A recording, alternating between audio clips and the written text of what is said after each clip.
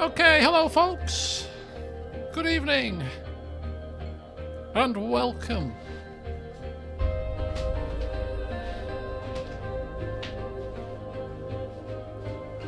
Should have kicked my slippers off as is customary. Welcome to Suzerain. Yes, I thought we'd play some Suzerain today. Something a bit different. Oh, my ankle. I've injured my ankle at football. How was the weekend? The weekend was very quiet. A very quiet weekend was had. But hey ho. Dirk, welcome. Crazy Canuck, good to see you. Ollie, Brendan, welcome all. Welcome. Cheers everyone. Happy Sunday. Sunday's never happy really. Work tomorrow. It's happy about it.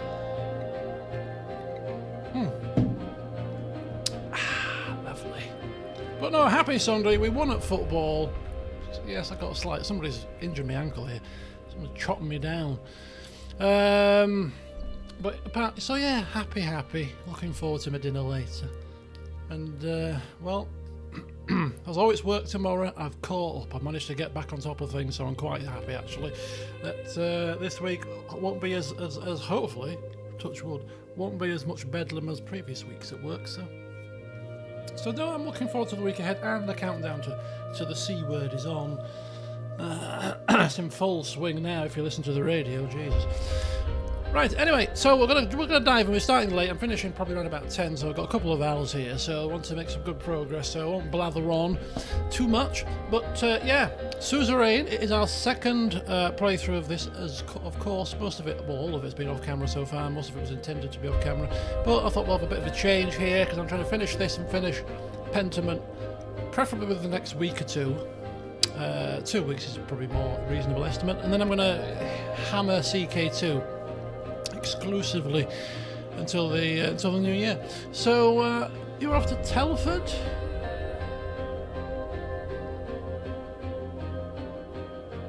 And then you're off to Devon. Yeah, to live in Devon until just after Christmas. Life of a performer. Oh, hitting the road. Oh, very exciting. Right, so as we left off, we were doing some diplomacy. Mr. Rain, if you've not seen, you might know, he might just be checking this out because he likes sitting down and chilling out on a Sunday with a stream. But if you're not aware, this Mr. Rain is a little bit, a bit of a character. He is very nationalist, very much swordland first, wants the country to stand on its own 2 feet, all about strength and all the rest of it. Military, law enforcement, welfare. What welfare? What welfare? I don't know welfare. We don't need mention it. No. Of course, very much all about his own power and his own profits too. So, yeah. But despite that, I don't know about you, but I think it's going not too shabbily. Until, of course, we got a message in the last session, something to do with the fact that High Reverend Judge, whatever the hell he's called, Chief Justice, might be trying to throw us under a bus here. The word impeachment was mentioned and investigation and all the rest of it, so we've got to be very careful here to see what happens. So we shall see how it plays out. Hopefully very smoothly. Nationalist military dude who hates the poor, loves lining his own pockets and arrested thousands without trial, but he's a good family man. Precisely. So if you're not part of a family, you're knackered. If you're a Rain, you're safe. Or if I like you as well. But I like some people. We like Lucian because he's very, very knowledgeable. Right, we've got a lot to cover here apparently. 12 news articles. I don't know if I can remember reading these, but hey, we'll blast through these. The fight against the BFF continues in Berger, as it always does. I think we might have read some of these actually. Just remind me if we have.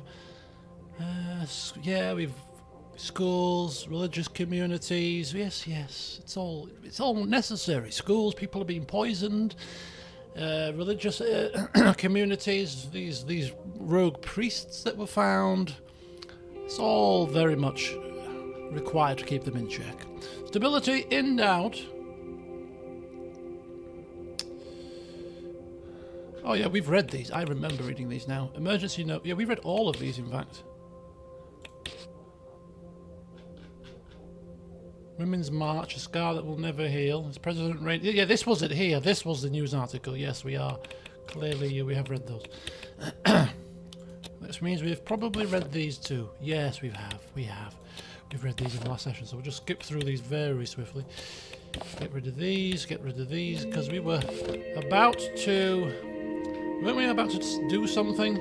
Weren't we about to open the railway, I seem to recall? Yes, we were. Ah, this is precisely where we were, exactly. Nuclear breakthrough, oh dear. Right, fine, opening of our railway. It's been on the go for some time. This should hopefully boost the economy, all that kind of stuff. Maybe a bit of tourism, I don't know, maybe. But it's one of our major success stories, so without further ado, let us open the railway. We're right, because I've played football, my voice is very croaky, just bear with me. Game with a lot of reading, probably not the best choice.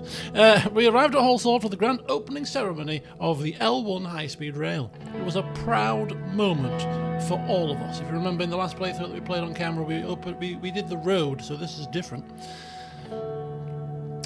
Simon and Gus, who heavily assisted the project, were with me, along with Lucian, to decide on how to proceed tomorrow. So this is the planning meeting. And if we know our Mr. Rain, like we know our Mr. Rain, he's going to want pomp, he's going to want ceremony, he's going to want to be the centre of attention, clearly. So, Lucian stood up. First of all, congratulations, everyone. Too many more projects. Many more projects like this. Yes, one can never have too many major successful projects. Well done, everyone, says Gus. Yes, good work. It's very rare that words of praise escape our mouth, and we could simply nod, but we'll just keep it short and sweet. We won't go over the top. Good work, we say, through pursed lips. Yes, very good, team. Very good. Indeed. Now, let's move on to our plans for the opening ceremony tomorrow. It's been a long time since our successful infrastructure project. There's a good reason to capitalise on the occasion. I have a plan on how to do that. If Mr. President accepts, driving the first high-speed train to Leshaven would be great for our image nationwide. What are your thoughts? Oh, perfect. Me? Waving out the driver's window? Pulling the lever down, setting us off? Me taking charge? It sounds like a genius idea, Lucia. Absolutely genius. I don't support anything beyond the opening ceremony. Actions speak for themselves anyway. I see your point, but involving the President further could be beneficial for the administration. Yes, I think so too. Mr. President? Oh, I agree. There's so much to gain from such a stunt. Very well. Sounds fantastic. The President arriving to Leshaven on the driver's seat would make the headlines for sure. Additionally, a large crowd is invited for the ceremony, and we will be watching the opening speech. Yes. Nothing like a cheerful crowd. Will they be cheerful? We can only hope. Looking forward to it. Yes, it shall be a joyful occasion.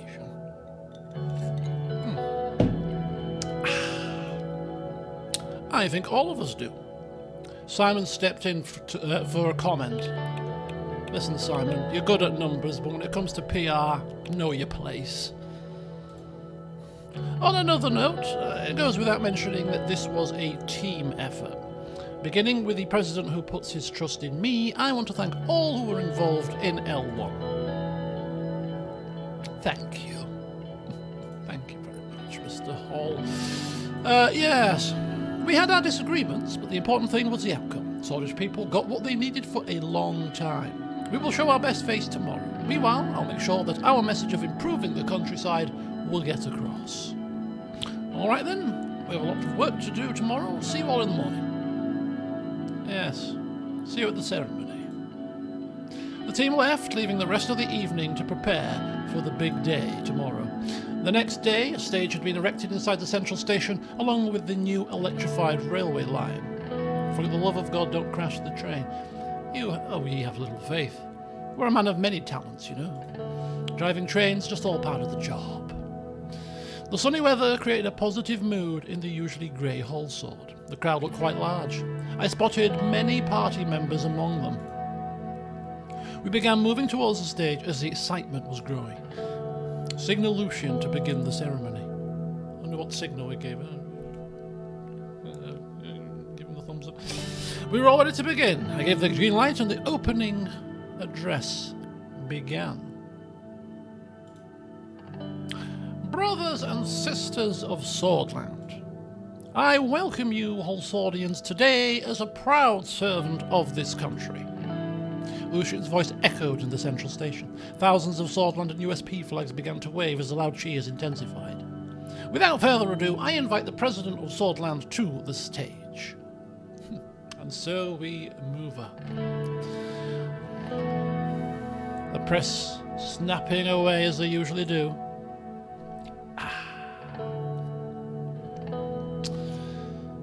People of Swordland, welcome to the opening ceremony of the L1 High-Speed Railway. The chanting and excitement from the crowd intensified. A large group began singing the national anthem.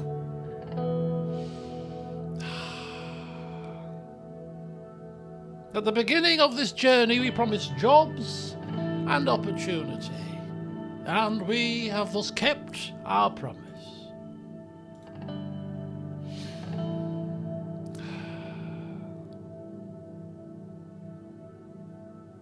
The aim with the L1 Railway was to improve development in rural areas and cities in between Hallsword and Leshaven to create economic growth in the greater Hallsword and Gelstland regions, which will have a knock-on effect to the rest of the country, believe me.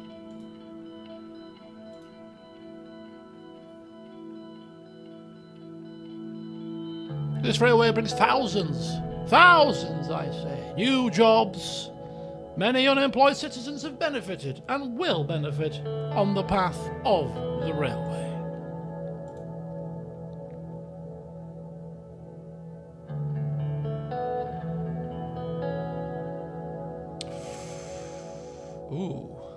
No, I took time off from my duties to personally manage the success of this project. Thank you very much. Give credit to our underlings here? No, not today, I'm afraid. Today is all about me. Driving trains, taking the plaudits. It has to be done. It's all a public image thing. It's good for the benefit of the party, obviously. We have to be electable and all that, you know what I mean?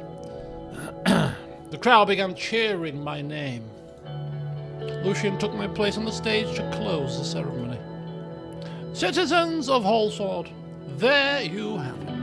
As promised, Anton Rain, the 4th President of Swordland, has delivered. We moved towards the line where the first electric train was waiting.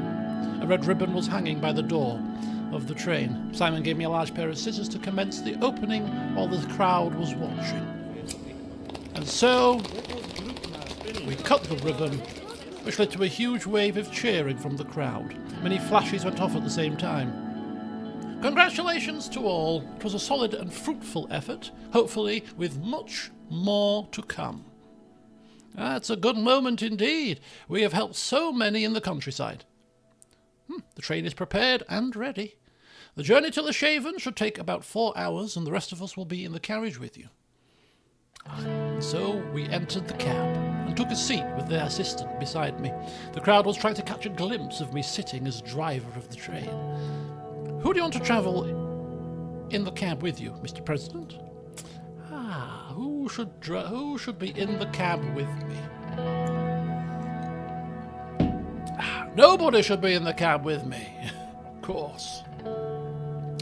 No, do you know what? We will have Lucian in with us. He's orchestrated and organised all this fanfare. Lucian, join me. Perhaps we can have a game of chess whilst we're supposedly driving this train.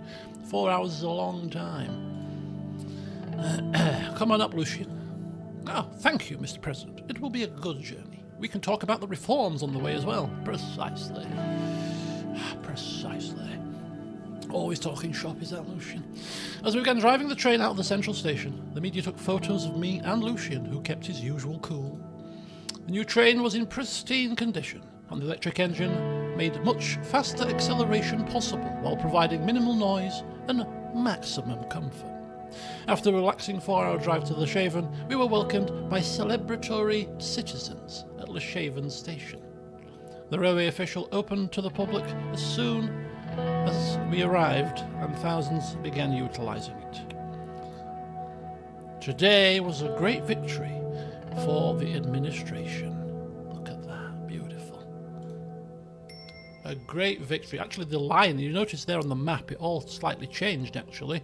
Wow. Whoa! Look at that line. That's just gone into the red. We're supposed to go up, not down. We've just opened the railway. What the hell? What's happened here? Economy, policies. The L1 high-speed rail. Significant milestone. First electric train line in the country. Maybe it just needs a bit of bedding in time, perhaps. I don't bloody know. Average transportation links. Well, it's better than it was. We could only do so many things at a time, you know what I mean? Bloody hell, give me a chance, will you? Yeah, that's not good. It's supposed to be good. We just opened a railway, for heaven's sake. It's supposed to bring economic boom. President Rain opens L1 railway. With a grand ceremony, President Rain has declared the L1 railway open with his aides by his side, along with executives from Underhaul Construction. After the ribbon cutting, he has delivered a heartfelt speech and brought attention to the capabilities of the administration. Following his speech, President Rain has driven a train on the new railway for the first time. The L1 railway is expected to boost the production in between the larger cities in Swordland, and it has been happily welcomed by citizens.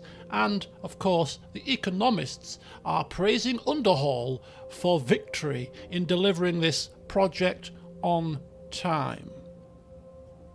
As, of course, it would, because it's run by the business moguls, so why wouldn't you? Right, what have we got? Briefing on the current economic situation. I don't need to be briefed, I can see it from the graph, it's dire.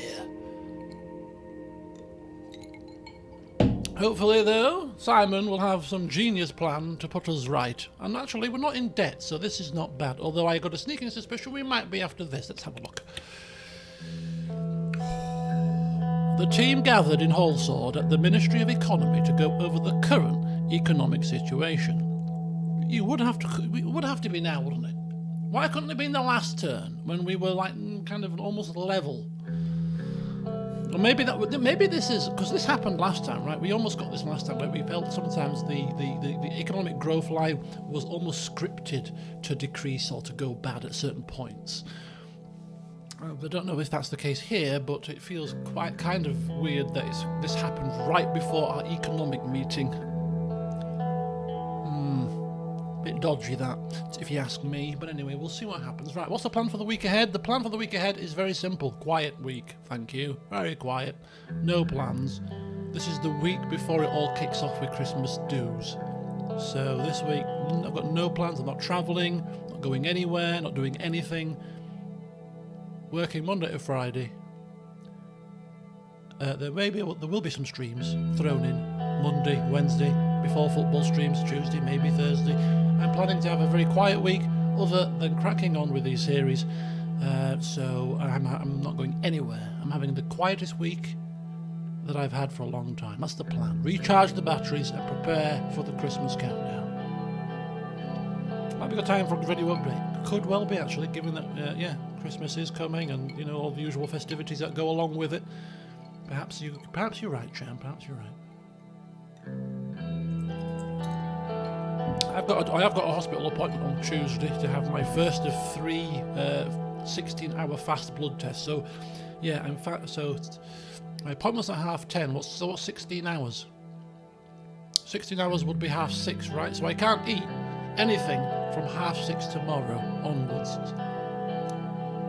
I have to fast for 16 hours. Although technically speaking, I haven't got a letter. They said they were going to send me a letter to tell me what to do before my appointment. Have I got a letter?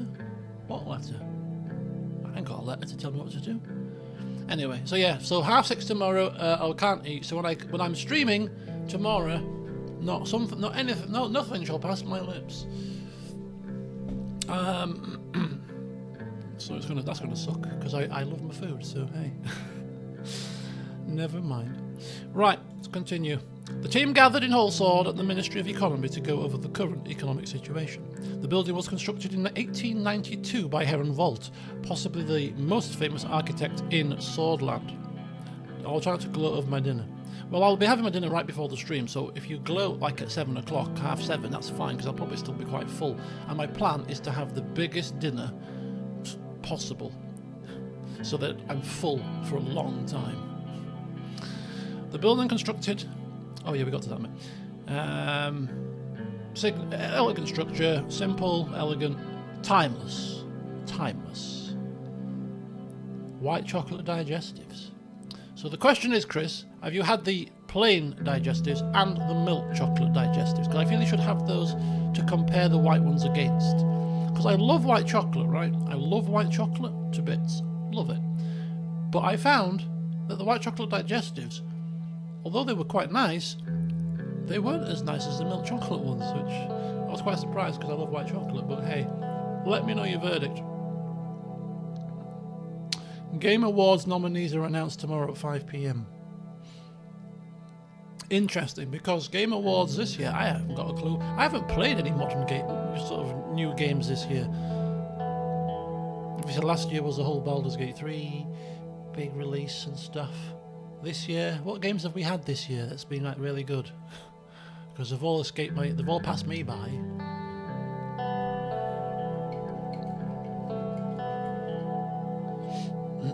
Right, come on now, economic meeting.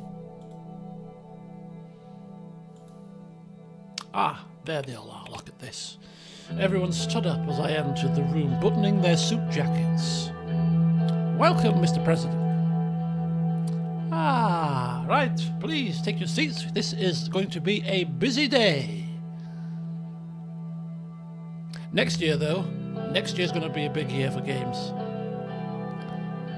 Next year, I reckon, is going to be a big year. There's 2 games that I'm really looking forward to coming out next year. Most of us will probably be looking forward to them, to be fair. So yeah, next year, big year, GTA 6, KCD 2, and anything else in between. Please take your seats. Everyone took their seats. As you all know, today we'll go over our economic status. Let's begin without any further ado. How are we doing in terms of infrastructure? The success of the first infrastructure project is already showing a positive effect on the economy. Mikhail started grinning as he leaned forward. Thanks to the high-speed railway, our 2 most important cities are linked faster. We're expecting quick economic growth in Greater Holsord and Gelsland. The Business Council is satisfied with this infrastructure improvement. Yes, it was a gargantuan effort from our side in the Ministry of Economy. Yes.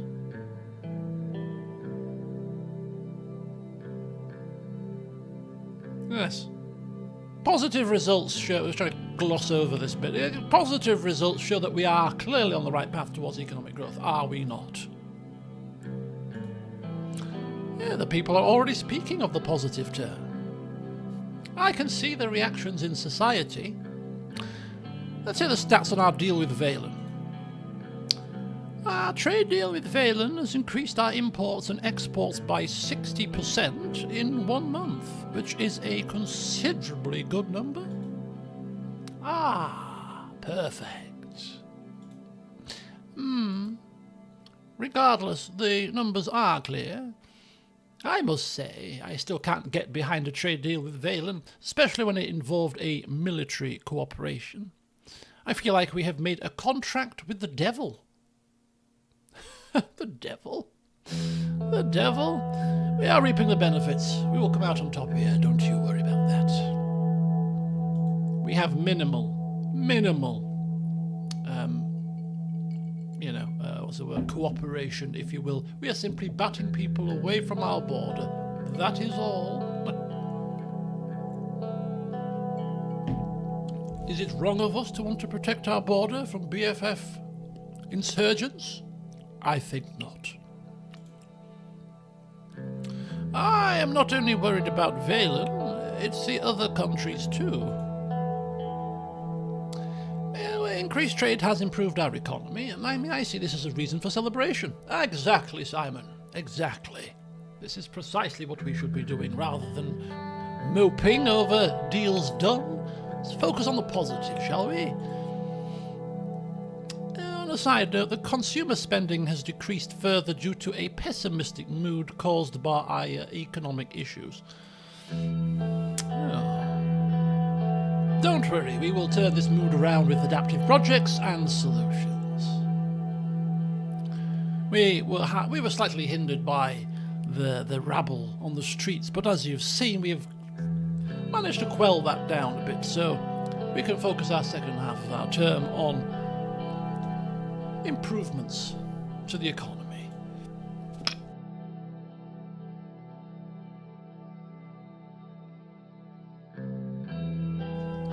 Good to hear. We will do better. While I agree that our first attempts were not successful, we might still have economic opportunities left. It isn't good for our reputation. The people expected quick solutions. We are running out of time. The central bank has been working on a bill with the Grand National Assembly to increase our preparedness for future damaging economic incidents. The issues surrounding the energy prices and the imbalance they cause in the market are also of pressing concern. Average citizens and businesses are suffering. After the Central Bank Reinforcement Act, our focus will shift to primarily tackle the energy inflation crisis in the country. We will present a bill about this in the near future if the situation regresses.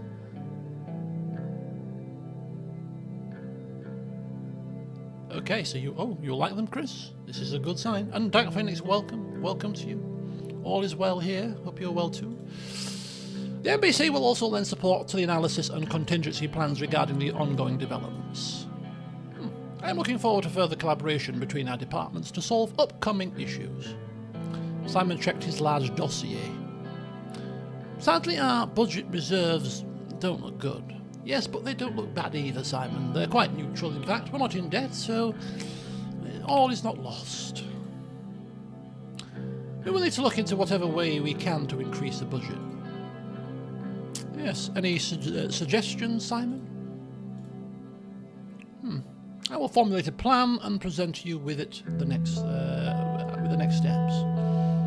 As per the latest data from the Ministry, the recession unfortunately seems to be lingering still in some economic areas. No matter the cost, we will have to increase our economic development rates, otherwise I am sad to say that we will be doomed.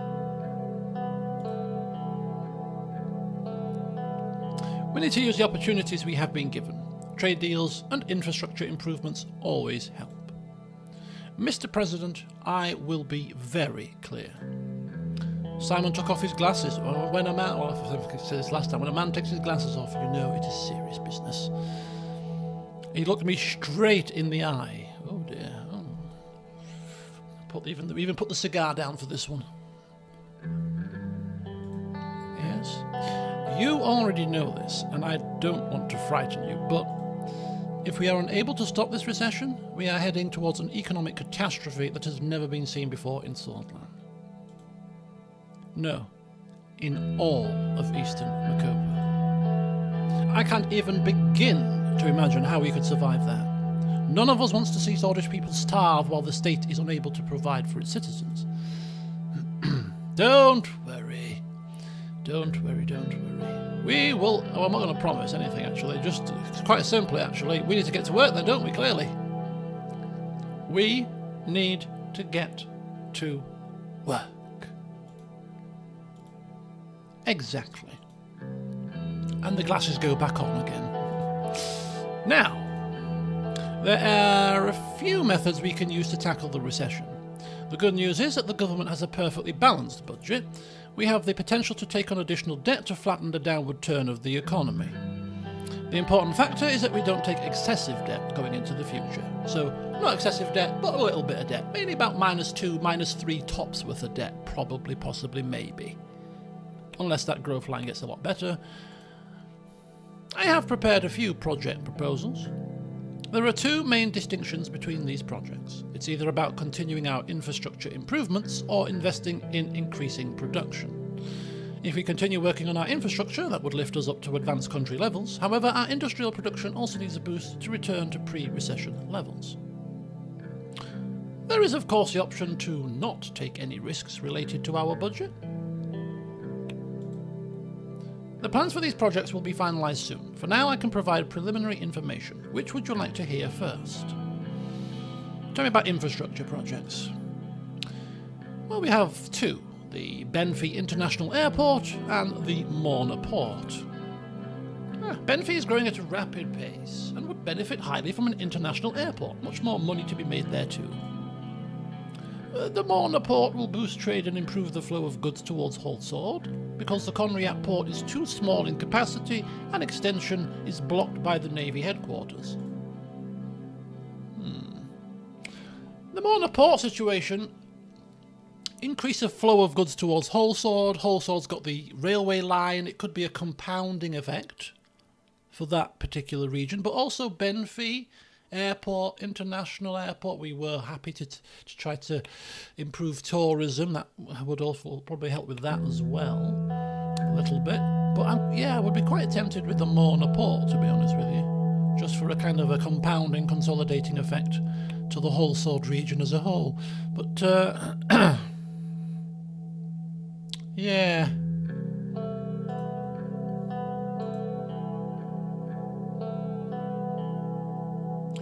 Mikhail doesn't think it's going to do much to change our economic prospects. I mean, the big Lashaven port is our main port, so maybe we don't need another big one. We'll see.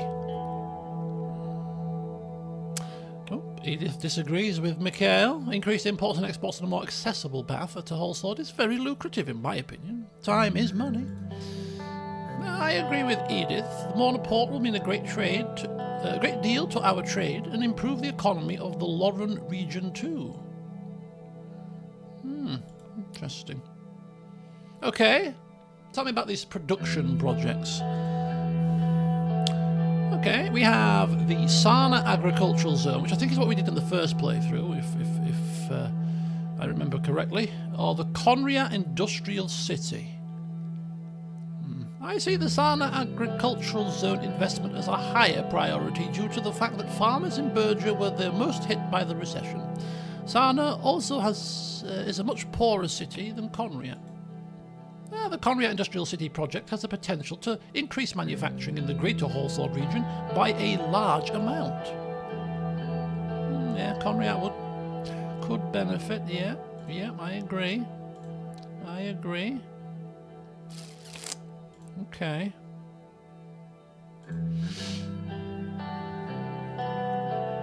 So, as has been our strategy, to be fair, since we've taken power, we're not really investing in the poorer regions. We're kind of going for a consolidation of the more lucrative regions with any of our projects, really. So, I do think it's going to either be the Conriat city development thing or the port.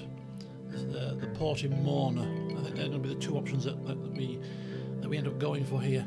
I think we have to go for one of them. It's going to put us into a bit of budget government debt for this, but I think we do need this to happen.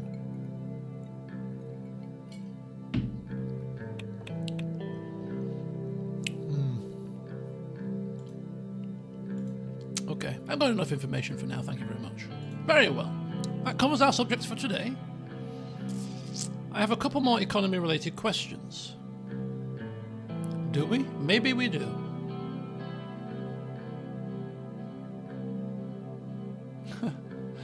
Smile. I'd have gone for the airport myself. I was quite tempted to go for I've never done. I think I did the airport in my second playthrough actually. But no, I think with this one, I think we're kind of looking at the consolidation of the powerhouse areas. So we'll see. I'm kind of thinking not to do a port though, because we're from Lochhaven, right? Our hometown is Lochhaven, so we're kind of a little bit biased. And Lochhaven's got the biggest port in the country, the most lucrative port. So we don't want anything to rival that from a kind of selfish point of view. We want our port to be the best. So we might try the Conriat situation. We might try the Conriat production increase. Quite a few people were on board with that actually. So we can increase our production in Conriat, and we can use our train line to ship that stuff to Lochhaven really quickly, and have that working in a synergy. I think that would work well. Anyway, apparently we've got more questions about the economy. Tell me about our currency, Edith. Currency health and economic output degraded significantly and nearly crashed the Swedish Ren. Our currency is on the course to actually crash if we don't act. Catastrophic losses in our financial strength are observed at the central bank, especially compared to pre-election levels. Inflation has increased by 20 percentage points year on year this quarter. Oh dear. I've heard enough doom and gloom for one day, thank you. Let's draw close to the meeting. I've got things that I need to do. Well, that concludes the meeting. Have a good day all. Thank you, Simon, for wrapping that up. I couldn't do with any more of these naysayers. Everything will be fine. The currency will be fine. Inflation will be down. Money will be flying out of the door. I've still got time. Cheers, everyone. Cheers. I don't know what people's problems are here. Until next time, Mr. President. See you soon. Indeed. Not too soon if you're going to come with flipping negativity. Right, we've got 11 news articles. Situations developing, limited security powers. The limitations of our police forces have unfortunately led to a higher rate of tragic crimes. Oh dear. Well, I think that's better than perhaps it was before that we started pumping money into our police force. What have we got up here? Estord locals bear the brunt of high energy prices. Oh dear, residents are feeling the pinch. Oh dear. It's just like us 2 years ago here in most of the world 2 years ago when the energy crisis occurred. Pro-Blue Dish protest.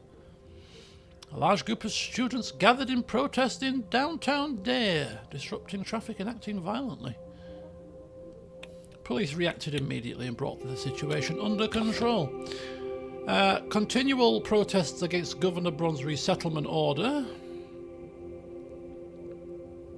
Largely peaceful, which is now legal again, by the way, of course. But tensions rose when Bergen security forces arrived to disperse the crowd, leading to some clashes. The situation in Bergen remains volatile. This is going to be our next problem to quell, I feel. Well, and polio cases discovered in rural Suzerain. Oh dear. Sharp increase in cases in rural Suzerain and nearby villages. 23 active cases in Swordland. That's nothing to worry about. Prime Minister Van Horten has warned us about the increasing naval presence of Valkland in the Marquian Sea. You should have thought about our cooperation when I came to your place and you snubbed me and refused to deal with me, shouldn't you? Yes, you should, because I am going to be allying with them, if that is possible. Right, the EIRA bill has been drafted to combat energy inflation. The bill proposes a temporary price cap on gas prices, bilateral agreements with energy-rich countries, and the expansion of domestic energy production. This comprehensive approach is geared to mitigate the inflationary pressures on energy prices and stimulate domestic economic growth. Sounds reasonable. Education privatisation update. It's been going well, apparently, and they're on track to meet targets. Improved quality of education in most major cities. We like that news. So we've got investment in the mega project and a meeting on the escalating tensions in Berger. Oh, interesting. Let's go to the news articles first. Energy crisis looms over Swordland. The surge in energy prices has sparked concerns of an impending energy crisis. We shall see. More energy inflation. The Energy Inflation Act, which we've read about in our briefings. Housewives march to defend Swedish tradition in Enrica. The Happy Housewives.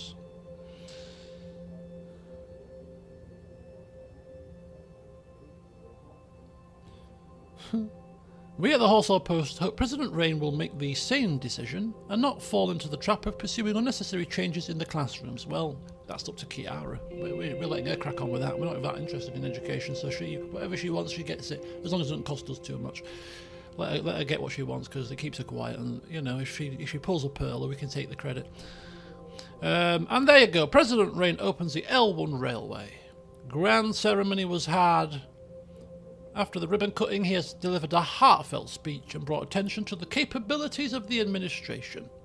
And then we drove the train for the first time.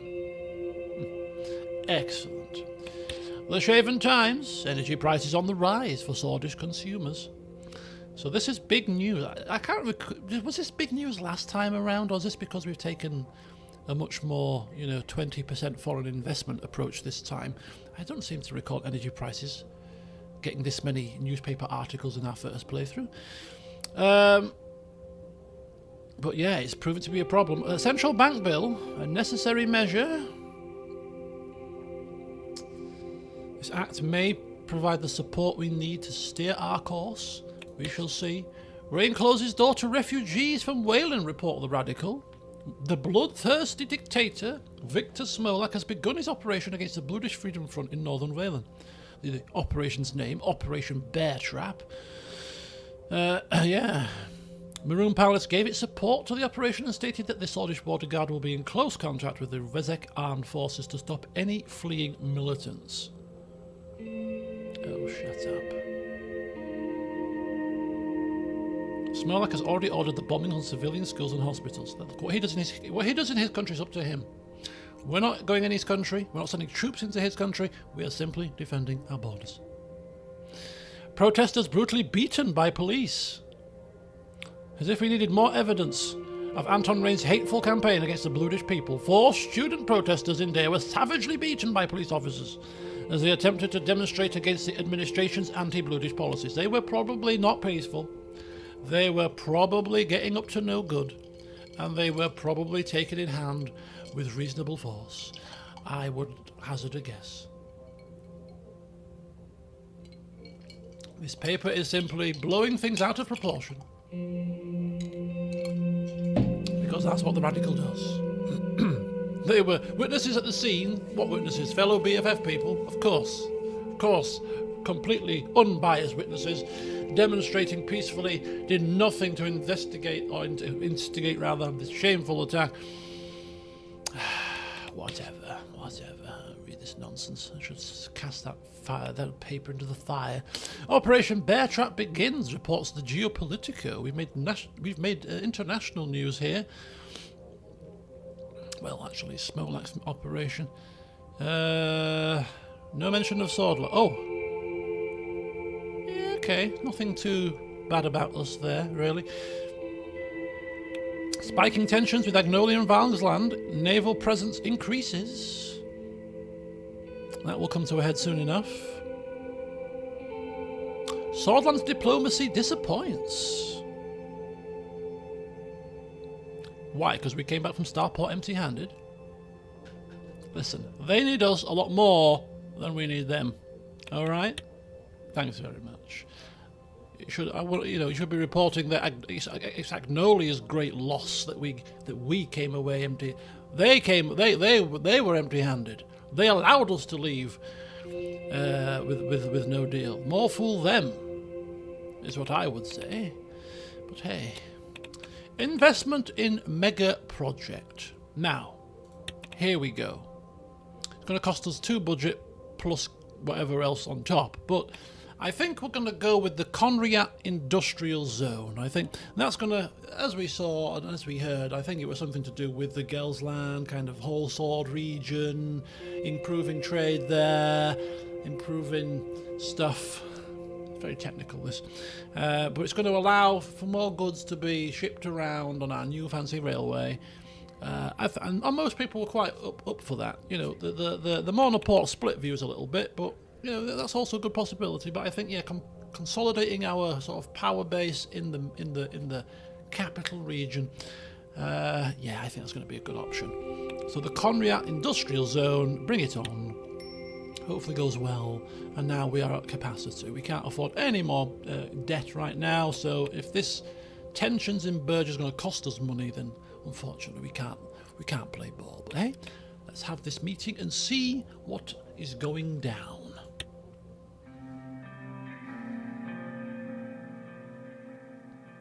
If only we could pick all four.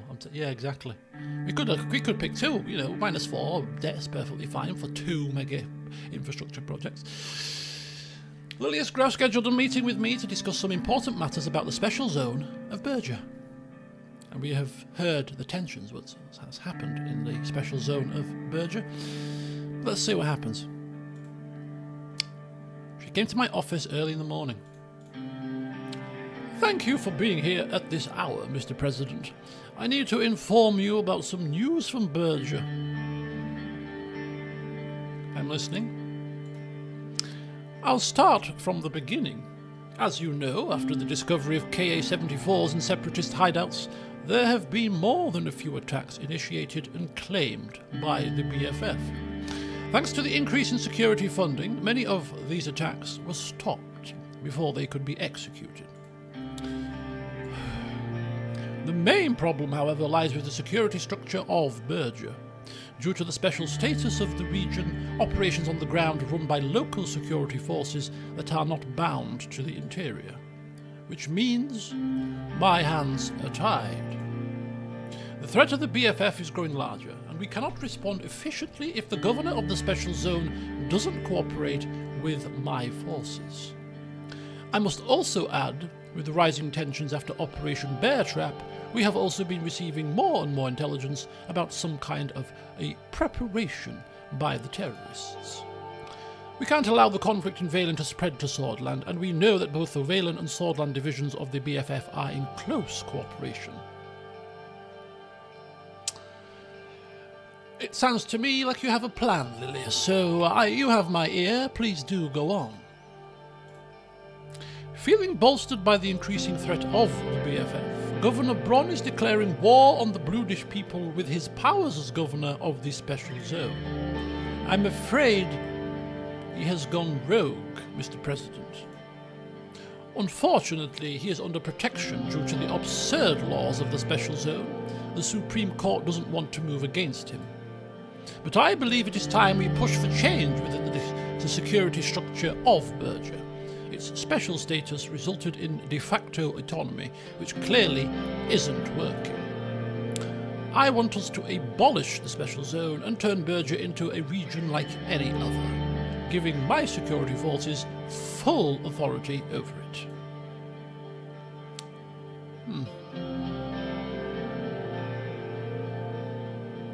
I support this idea, Lilius. You have my full backing.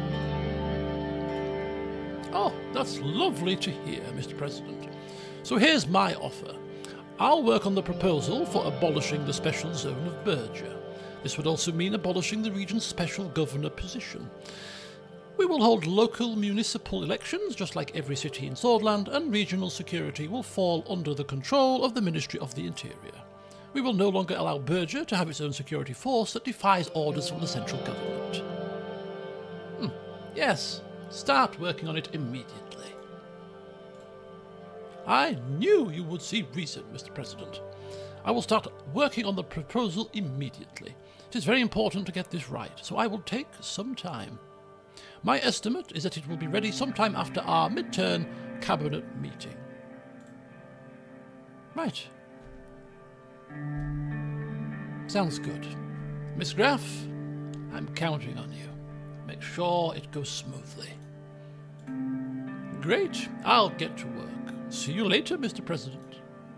She bid her farewell and left the room. There's no way this can go wrong, right? Exactly. With me in charge, nothing is going to go wrong. It will all work out in the end. Mark my words. Mark them well. On the news today, the Radical report, energy crisis. It's a reflection of the flawed economic structures that privilege the few over the many. The time for change is now. Rubbish news. Right, okay. The Shaven. More energy price talk. God, it's absolutely relentless. Energy prices that bad? Oh my gosh, right, we need to do something about them, clearly. The Swedish energy inflation crisis. We have no choice. We have to put money into this. The sudden surge in energy prices and market instability have sparked concerns among investors and analysts about the resilience of Sordland's economy. Sordland now stands at the precipice of a severe energy inflation crisis. This has led to speculative investment, a potential decrease in foreign direct investment, and the risk of a consequential economic slump. We need to pump some money in to assist the markets in regulating themselves, apparently, which has limit. Oh, look at that. We pumped some money in, but that instantaneously flatlined the economic growth line from highly negative back to an even keel. So even though we've got -3 government budget right now, that kind of level line might mean that we're not too bad at this moment in time. So this is keeping the fingers crossed here, folks. The only way is up, baby, for you and me now. Budget allocation of healthcare. What budget allocation? You've not got a budget, mate. Central Bank Reinforcement Act. Is that going to give us money? It's going to cost us money. Oh no. This is what happened in the first playthrough. Things that happened or that came across our door. Oh my god. Right, okay, so let's read this and see whether it's worth putting ourselves further into debt for this. The Central Bank Reinforcement Act bolsters the strength and stability of our national currency and the overall economy. Section 1 mandates the accumulation of foreign exchange reserves, buying foreign currencies, especially those of Sordland's main trading partners. Adaptation of prudent fiscal policy by reducing the national debt and limiting budget deficits. The country can present itself as a more stable economic entity, enable us to borrow interest at lower rates, increase legal and informational support for industries with high export potential, wine production in Boring, pharmaceutical manufacturing in Leshaven, electronics in Gelsord. -1, I think the long-term gain of this is probably worth the -1 government budget, to be honest with you. So we cannot afford to spend any more money, though, unfortunately, right now. Central Bank Act, a stronghold for Sordland. In signing the Central Bank Reinforcement Act, President Anton Rain has bolstered Sordland's fiscal future. The strategic move upholds our sovereignty, securing Sordland's economic interests against foreign manipulation.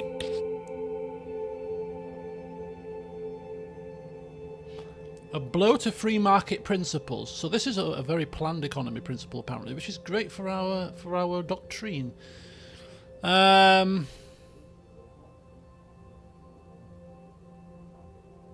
Could it discourage foreign investment?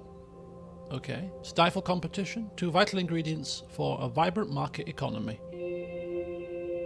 Article paid by Ventry City Free Trade Committee. Very neutral of you to report on that. Okay. Policies. Central Bank Reinforcement Act and fiscal protection measures. So we have safeguarded ourselves against potential shocks and ensured long-term stability and growth. I can only see these as good things, right? I mean, a bit of short-term pain with the government debt for long-term gain. I'm hoping so.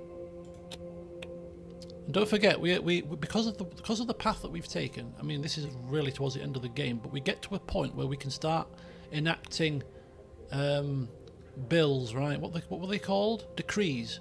And some decrees make money.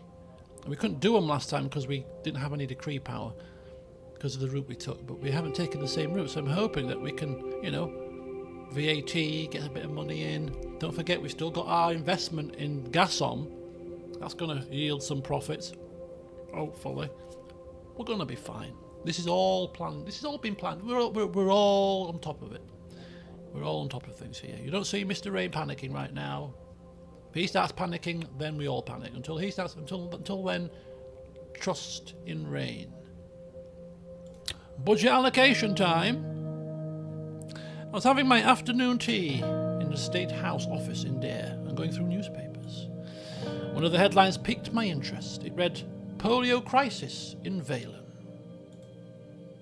Before I could start reading, I heard a couple of knocks. Pascal entered, followed by Lucien. "Ah, Mr. President, it's time for the scheduled healthcare meeting." "Good afternoon."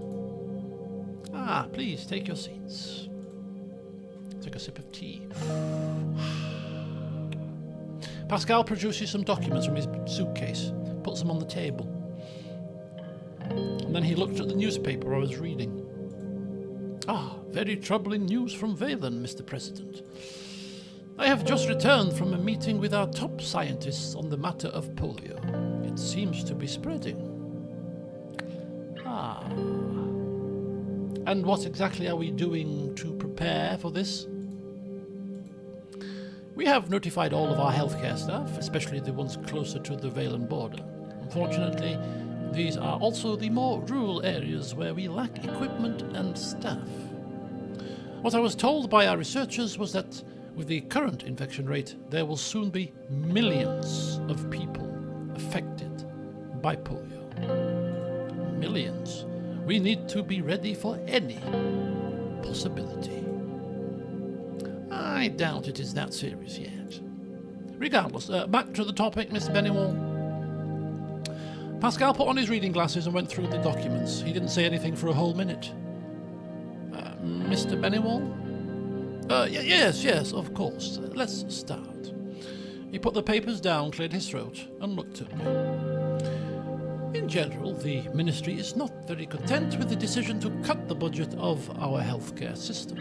A reduction of health funds is going to hurt no matter how we manage it. I will need to make big concessions, which will hamper our efforts."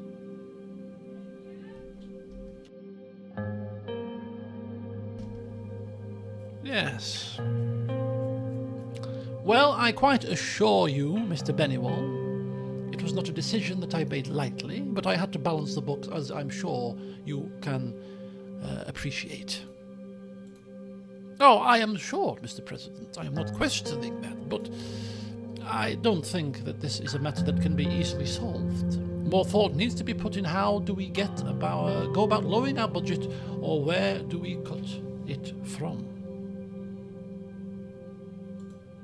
As you know, I have been preparing a new privatization program that would create funds through selling of unused ministry property and some extra taxes. I know of this too, Pascal, but this goes against our economic doctrine.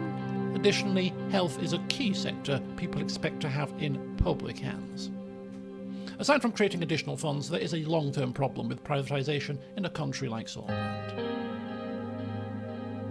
Yes, you are right, Lucien, of course. Private greed, market manipulation, I'm afraid we can't have that. We can have it in the education sector, of course, but health, we can't have both of them. See you later, Cupboard. Have a good one. Also, in a country where most people don't have access to quality healthcare, I do agree that there is some concern there, but the benefits of competitive and quality services is greater. This is not Arcasia nor Lespia. You're talking about Swordland, in which the healthcare is free for now. We have people who have their lives depending on a service that is free to them. Messing with that structure will definitely hurt us politically in the future. That I know for sure. But the choice is yours, Mr. President. Yes, we will keep it in the healthcare in state control. That has always been the plan, and I don't see it changing now. As you wish. The health services shall remain in public hands. Good choice. Well, that wraps up our discussion for now. Very well. Fruitful meeting nevertheless. Nice and short. Just the way I like it. Now, back to my tea, which is actually still piping hot, thankfully. Pascal gathered his documents and left, along with Lucien. Look at that. Failed education reform, pandemic fallout. Ooh, we'll have to check up on these. Just going to grab my dinner. Just bear with me. I'll be back very shortly.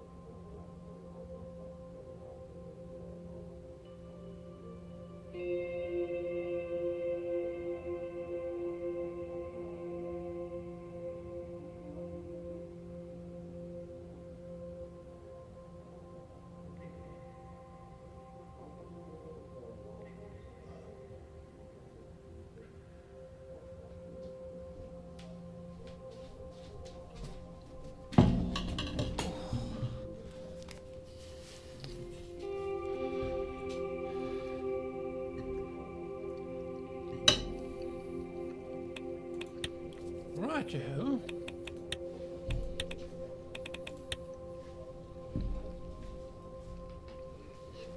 Some of those issues look pretty serious. Yeah, you could say that, couldn't you? Pandemic fallout. Let's have a look at this. Polio disease spreading rapidly in the region surrounding Bergia. Mayors have imposed lockdown measures. God. Just the sound, just hearing the word makes you cringe, right? Oh, D21, let them have polio is what I say. It's what we're going to say too, because if it's going to cost us money to solve this problem, we ain't got it. So, unfortunately, people are going to have to die. Sorry about that, folks. Traditional education. A promotion of a nationalistic identity and limited intellectual freedom. Oh, well, nationalistic is good. We're a nationalistic person. Well, I mean, it's up to Chiara if she wants to. If she's failing in her duties, up to her to sort this problem out. Failed education reform.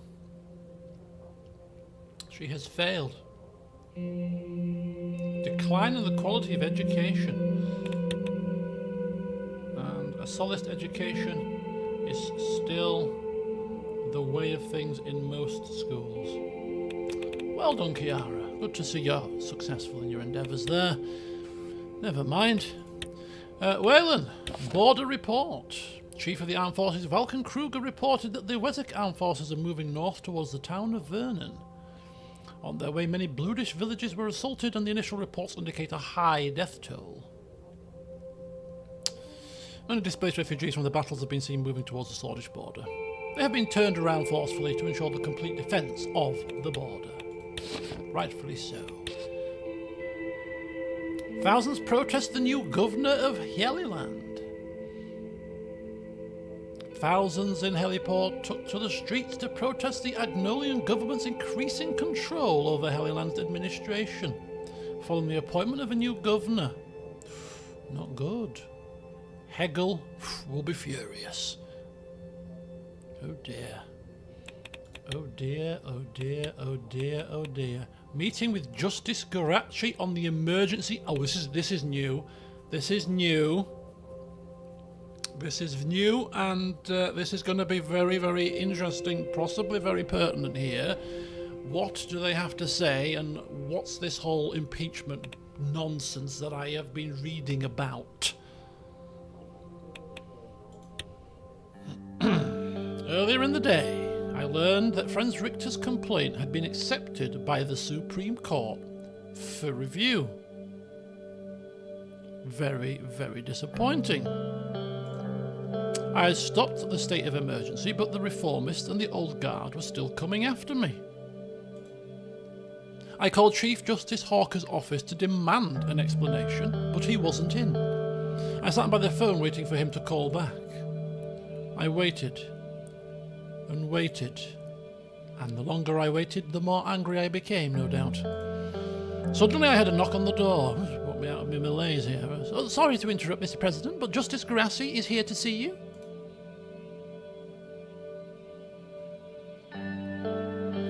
We're obviously very disappointed this is not Hawker, but fine, send him in. Right away. She opened the door for Heron Grassi and closed the door behind her. Hello, Mr. President. Sorry to have come unannounced, but I'm sure you expected us. Us? I don't see any us here, but hey. I'm sorry if I disappointed you, but the Chief Justice is very busy. Oh. Busy? I am a busy man too, Mr. Grassi, but hence I have made time. Of course you are, Mr. President. You already know that Friends Richter has filed a complaint about your Emergency Act being unconstitutional. The judges couldn't ignore his arguments. To be honest, Mr. Richter has made a very compelling case against the Emergency Act. It's going to be very hard for us to refute it. Oh. This is not a good sign. Chief Justice Hawker, we need to bring him down a couple of pegs, I think. Of course, there are some justices who believe you were to blame from the beginning. Going against the Constitution was an impeachable offence, after all.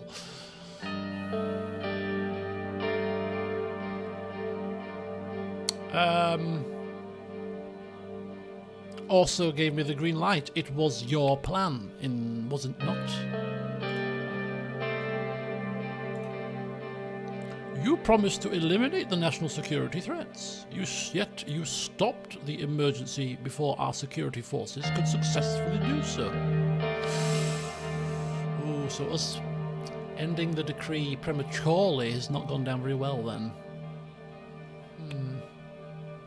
Is that going to be our biggest downfall at the end of all of this? We stopped the Emergency Act too soon?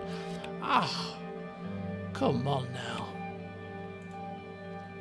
This is having a very negative effect on Swordland, Mr. President. You are supposed to use the state of emergency to its full advantage, not trigger more dissent by attacking militants and retreating before defeating them. As you know, the Constitution states no state shall modify or suspend the rights of freedom defined in Article 100 of the Constitution, unless actually invaded or in such imminent danger as will not allow for delay. Personally, I, of course, believe the emergency was fully justified. It would be a shame if the rest of the court failed to agree. But it isn't up to me. Unless a majority of the court could somehow be convinced to take your side.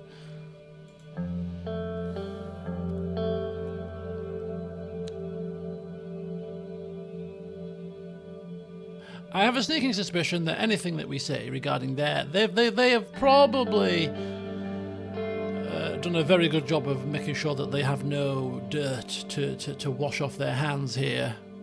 And I don't think threatening is... We're not in a position to threaten, are we, really? If we think about it, what position are we in? If it's money they want, we've got plenty of it.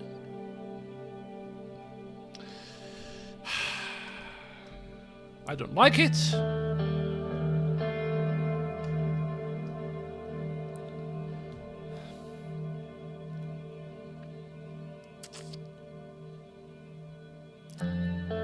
I think we still get to the demands part if we say either of these, to be fair. And we're very angry right now.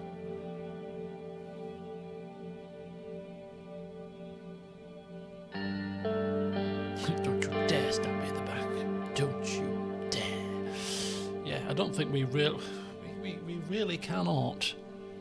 Yeah, we've got no choice in this. They find us guilty, we're done. We can't. As much as we would like to rip this man's face off right now, we haven't got a leg to stand on right this moment in time. We have been played for...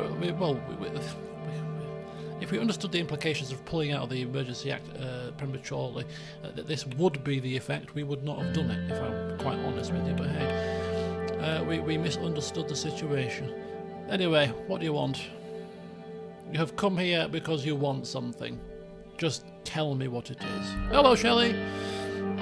Lamb curry and dal and rice, lovely. I'm having pasta bolognese, which I will be eating very shortly. I'll take a 5-minute break to eat it.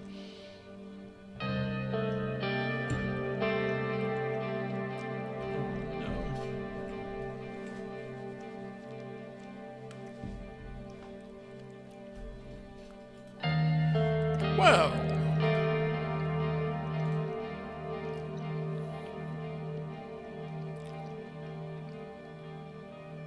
we have a few other suggestions that may help you manage this difficult period in the best possible way. I'd rather they want money. Take money. Don't have me do things that I don't want to do. We wish to see you address these concerns before the judicial review is concluded. Go on.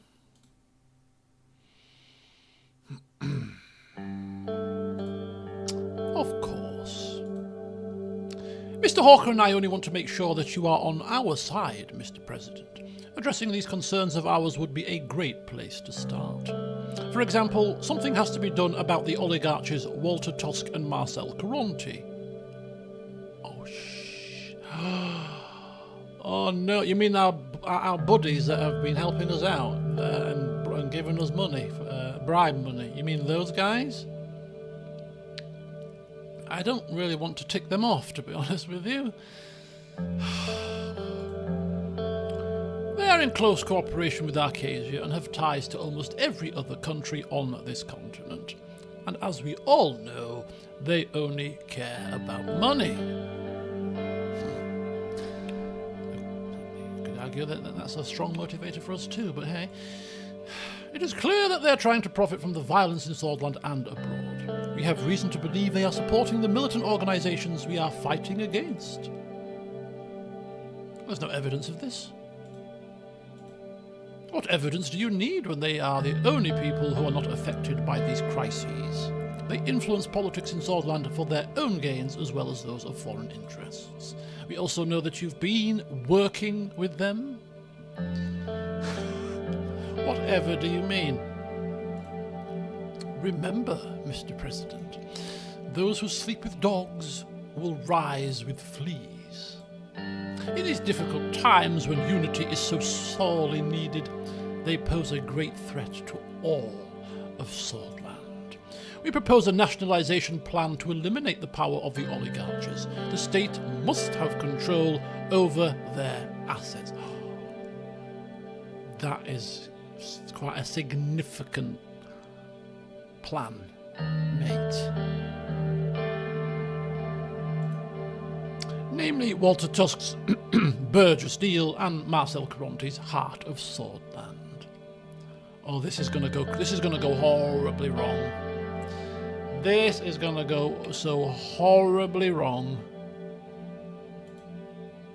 We can't let a handful of people control the treasury, can we?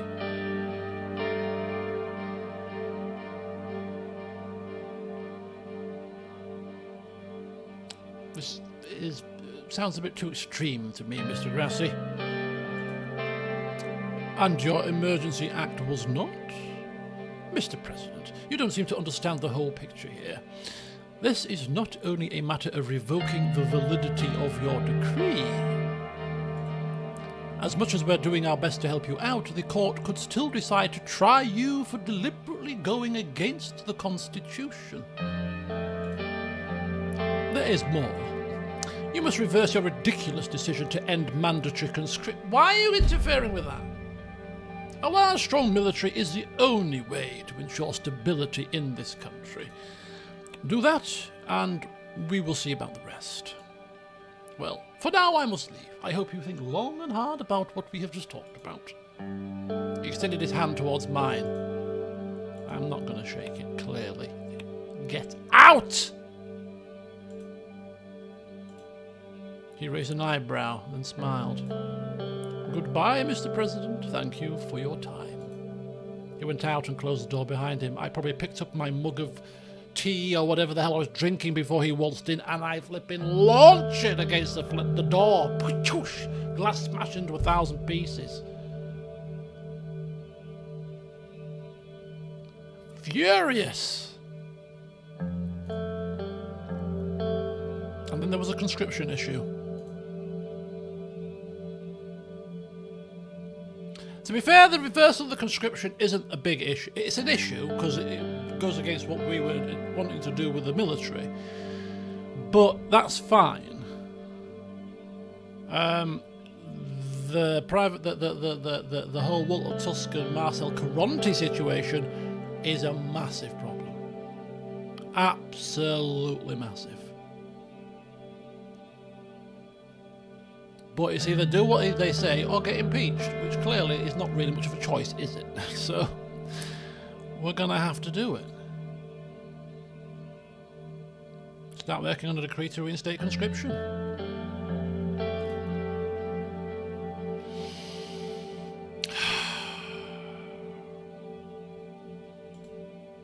I leaned back in my chair. Leaned back in my chair. More than leaned back in my bloody chair. This is coming to bite us on the backside, big style.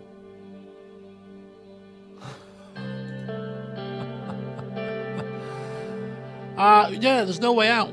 There is literally no way out. Right, we're back. Conscription is back again, like a boomerang.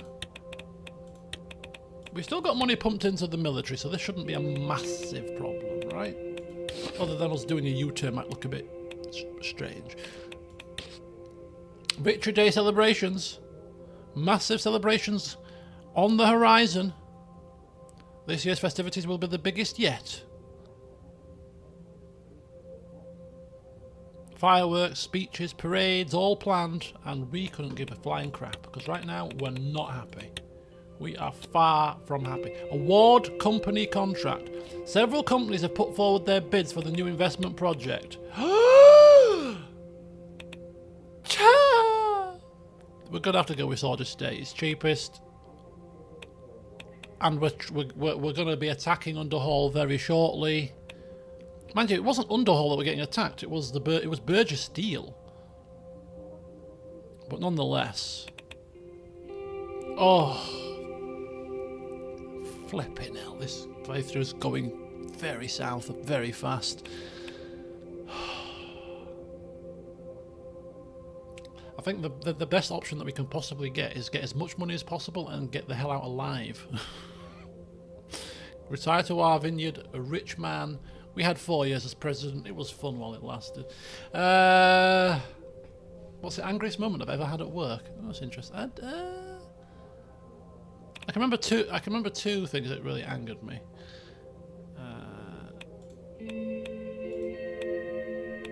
One was when somebody tried to throw me under a bus and made themselves look an idiot, to be fair. But that really angered me. My manager hadn't seen me so furious. I'm like, yeah, if there's one thing I don't like, it's I don't like people doing that kind of stuff. If you've got something to say, then say it to my face. And then what else happened? And something else happened.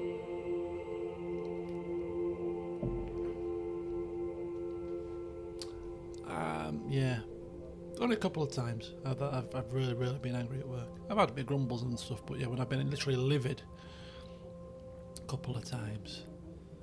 I think I did it. I managed it very well though. I didn't lose my temper or anything. Other than to a colleague when I was ranting at them on the phone. Like, I can't believe it! How dare she? Right, we'll go with Swords Estate on this one. Money dictates that we have to do. I mean, Tusk won't be happy, but hey, we're coming for you, Tusk, so we're going to be locking horns soon enough. Right, Valgan, update on the situation of education. It didn't look positive from the paper's point of view. A call from Gus Manger. Well, Gus usually calls with good news, so we'll go with a call from Gus first. Bring me some news, Gus. We're bankrupt. We have our knackers in a vice. The sun was setting over Hallsword. I was in my office working on the preliminary details that Chiara sent over about the curriculum. The phone rang and I picked it up.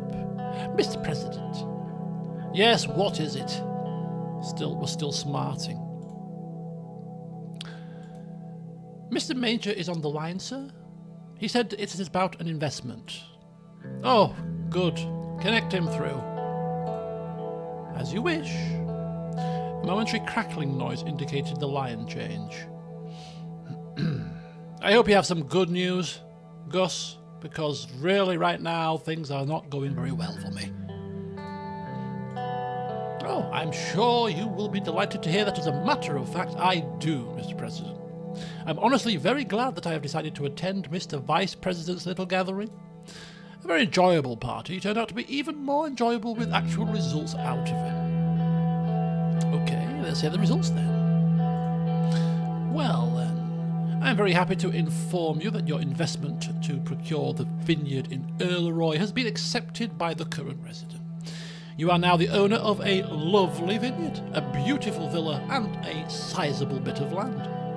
As I mentioned before, there might be some costs related to refurbishing the wine-making equipment. However, the facilities are there. I will have the deed and the key sent to you immediately. Congratulations are in order, Mr. President. Yes, thank you, Gus, as usual. Can rely on you to bring a smile to my face. My pleasure. I'm looking forward to more successful ventures we might do together in the future. Thank you for your time. As per usual, Gus, keep me informed if there are any other opportunities.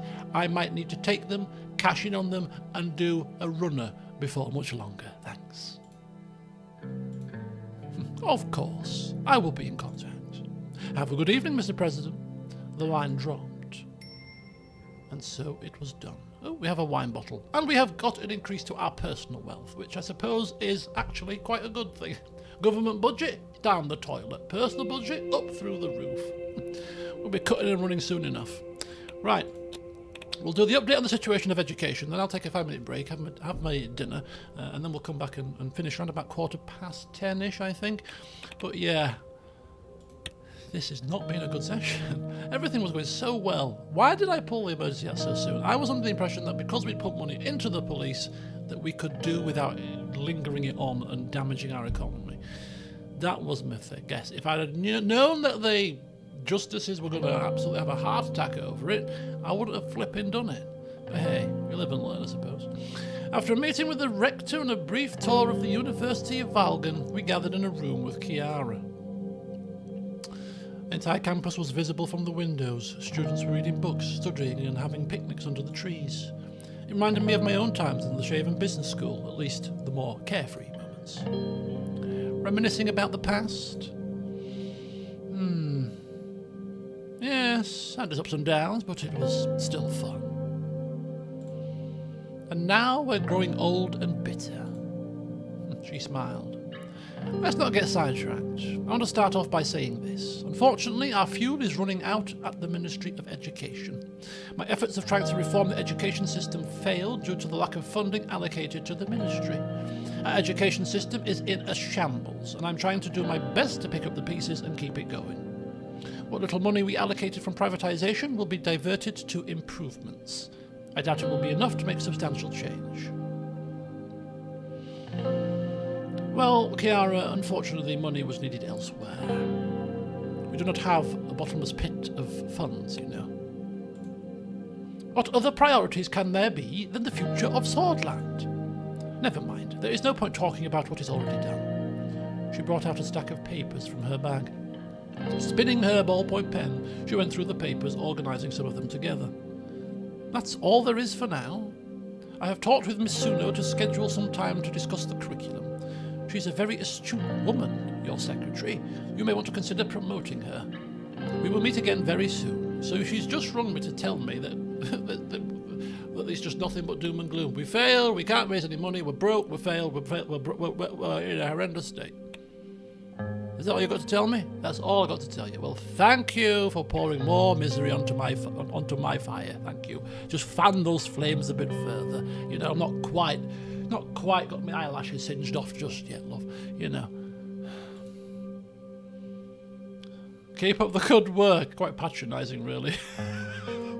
But I'm in a patronising kind of mood. Kiara probably sighed, rolled her eyes, put the papers back in her bag and left the meeting room.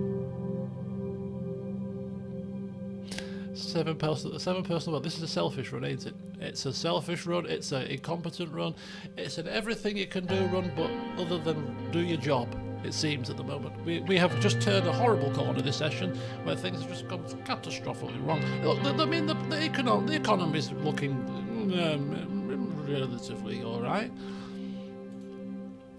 Look, we're going to pull this round, yeah, it's fine. It's fine. We have started our Conriat assignment. What could possibly go wrong with the SSC behind it?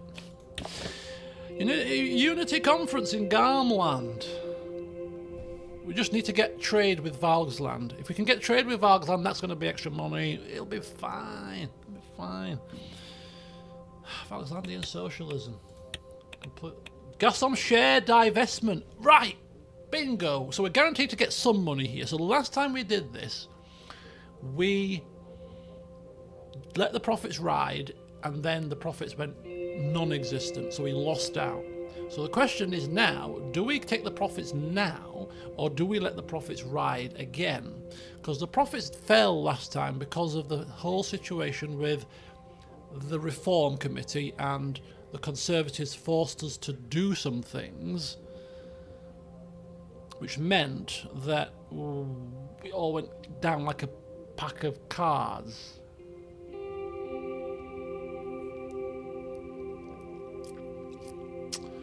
So, the question is now, do we sell our shares now and just take our profits now, or do we let them run again? Now, I'm thinking that given that we are close to being impeached, right, given that all that's kicking off, the education system's failing, we've got a pandemic on the horizon, the cost of the thingies, right, the energy sector has gone through the roof for the energy prices. I think we should probably sell now. I can't see things getting much better down the line. We could risk it and maybe get bigger profits in the future, but we need the money now, and the horizon for Gassom isn't looking quite so clear cut. So I'm thinking we just sell the shares, take a small profit now, not get greedy. It'll keep our government budget ticking over a little bit. I'm hoping it's -2 that we get, or +2 rather than just +1. But hey, I think it's time to sell some shares. Sell some shares. I think we're 2 +2 and another. Selling further gives you +2 now and a +2 later while retaining good energy prices. Selling 2/3. Oh, so we're selling 2/3. +4 instantly, but harms energy prices and economy. Not selling gives you +2 later. So we can't sell 1/3, so we're selling 2/3 here. +4, but harms energy prices and the economy.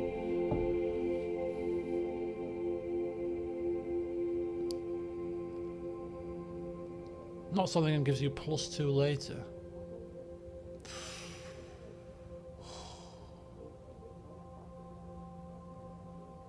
One-third sounds very good, but how do we can't do that because we haven't selected the choices to give us that option, unfortunately. Right, okay. The energy prices are already knackered, so if we sell the shares, that's going to probably tip the energy prices into meltdown. But and the economy is already suffering. Oh, that's not good though. But it's interesting that you've raised that, because +2, so we're giving up +2 to but we're keeping the energy prices. We're keeping the energy prices stable.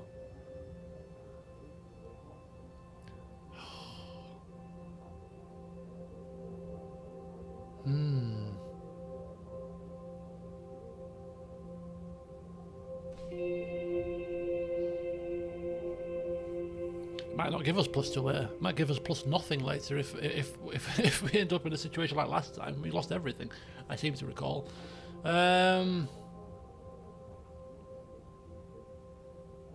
Because we were the biggest investor here.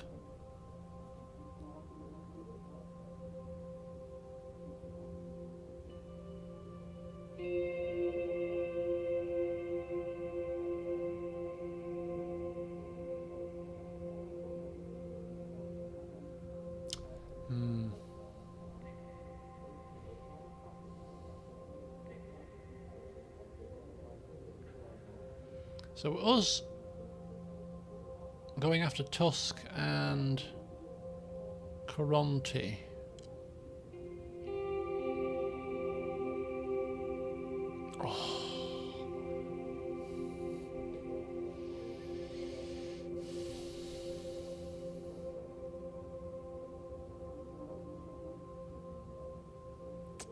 Yeah, this is not good, is it?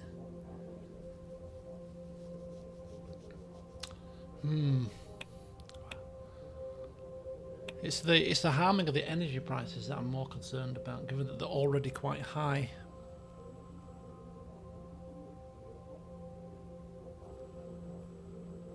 I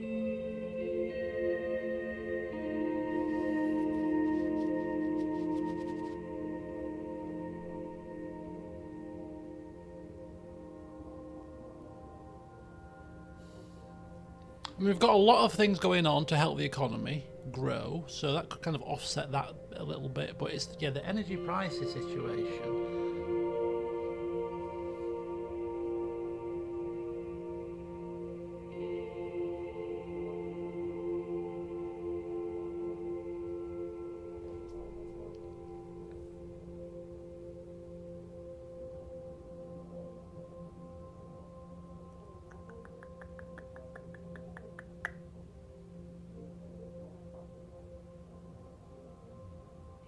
I think we'll keep them. I think we'll keep them. Oh, I don't know. Don't know. I've never deliberated about any decision in this game for this long, in this certain playthrough. But this is. I'm trying to think also from the possibility of, well, how likely are we going to get re-elected at this point?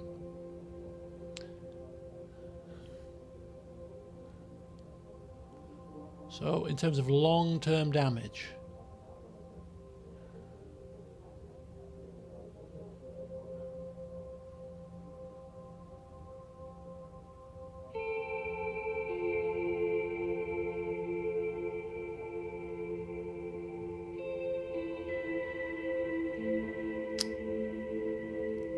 I think we're still good.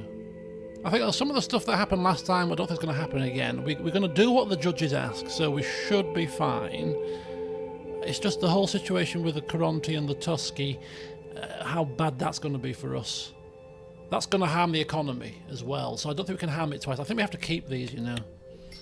We have to keep them. We're going to have to chance it. I don't think we can take any more hits to the economy or the gas prices, given that we're about to upset Caronte and Tusk. I think that's going to also harm the economy. So yeah, we'll keep things ticking over. Not good for the government debt right now, but down the line we've got money to come. There's other ways to make money, I'm sure. The line is still pretty positive. It's not quite so negative, rather. So we still got a chance to pull this around here. Right, a new mega project, the Conriat Industrial Zone, is underway. Swordish State Corporation has been awarded the contract. A daunting task that will transform the city. On completion, this mega project will provide a much-needed production boost not just to Conriat, but to the entire Greater Holsword region. Okay. Swordland today. Valen refugees fleeing to Swordish borders. Valen President Victor Smollett continues his operations against Bluish insurgents in his country. A wave of people have been attempting to flee and cross the border. However, we ain't letting them in. We ain't letting them in, boys and girls. Press freedoms in UC, diminishing space. United Contenders' grip on its media continues to tighten. Yeah.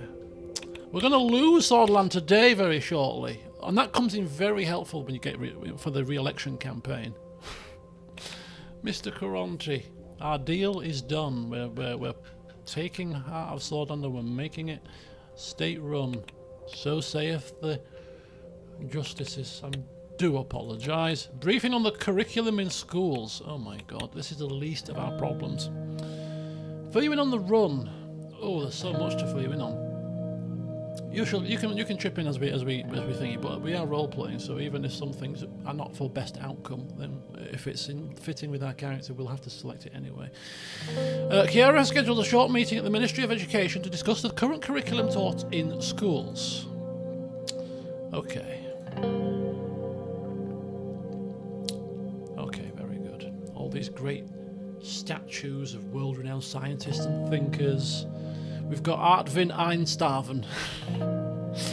Sounds very familiar. The greatest scientist of all time.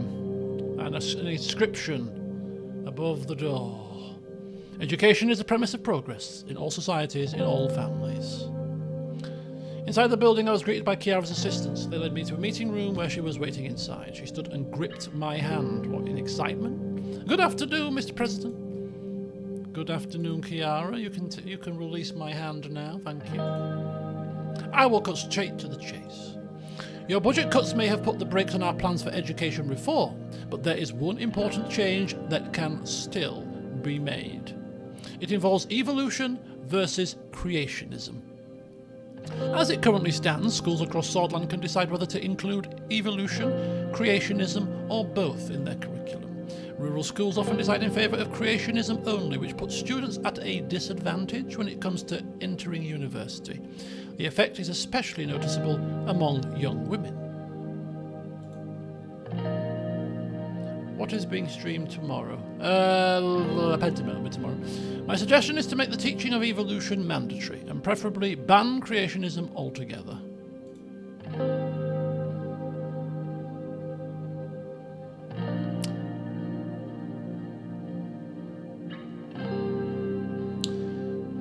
Both theories, evolution, creationism. So supernatural nonsense like creationism, evolution is more to do with...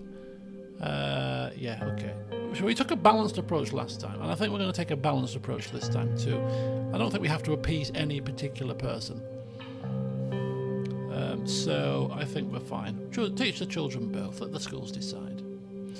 That would be one way to compromise, yes, but does creationism really help open the minds of our children? The way I see it, it promotes the blind acceptance of the world as it is. No facts or verification needed. Children should be encouraged to think critically and ask questions. Creationism and other religious teachings hinder that.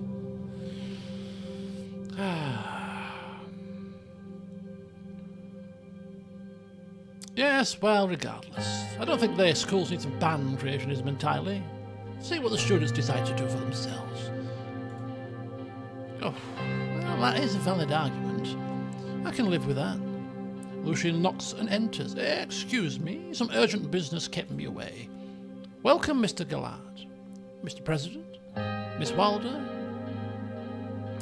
Yes. We were just discussing the curriculum, Lucian.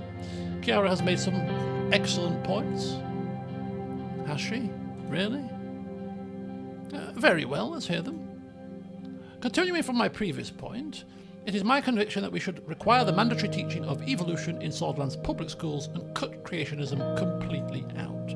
If we want children from rural areas to have the same opportunities as their urban counterparts, this is the way. Opening students' minds and reducing the role of religion in schools will also lead to more equality between young men and women. Don't bring your pet cause to this, Miss Wilder. You failed your reforms and now you want to remove belief from schools? Advancing women's rights is more than just a pet cause. Both of you gentlemen must know that. Also, we all know why the education reforms failed, don't we? Kiara looked at me. Yes, and I'm disappointed in you, Kiara. Look, we know that your education budget for the final time, Kiara, didn't make the cut. Nothing can be done about it now, as you said last time. So stop glaring at me and focus on the future. Thank you. Action and consequence, I told you before. Going back to the topic. Although I myself believe in evolution, we must be careful not to alienate our rural conservative voter base. We owe a lot to their support. Forcing their school districts to teach evolution could irreparably damage our standing with them.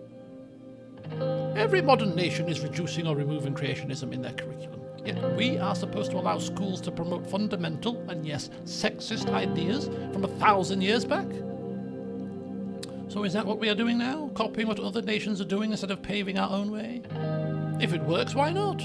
Look at the analysis. It is clear that the superpowers are doing something right. Should we reinvent the wheel, Mr. Gallard? You speak as if we don't import any influences from other countries. That is not what I said. Their voices started to get louder and louder. I held up my hands for silence. Listen. We can still allow creationism to be taught alongside evolution. Kiara, you previously said you could live with that, so let's just end this debate now. My head is hurting. We'll teach both. Okay? Very good. Yes, although I won't like it. I still believe schools are no place for religion. I would like it either. You'll have to prepare to lose a lot of voters. Kiara looked me in the eye. It's your decision. Don't forget future generations of Swordish youth are counting on you. Okay, so going with a balanced approach sounds like it's going to please nobody, but tick off our voter base. So I'm kind of thinking maybe we should just focus on creationism.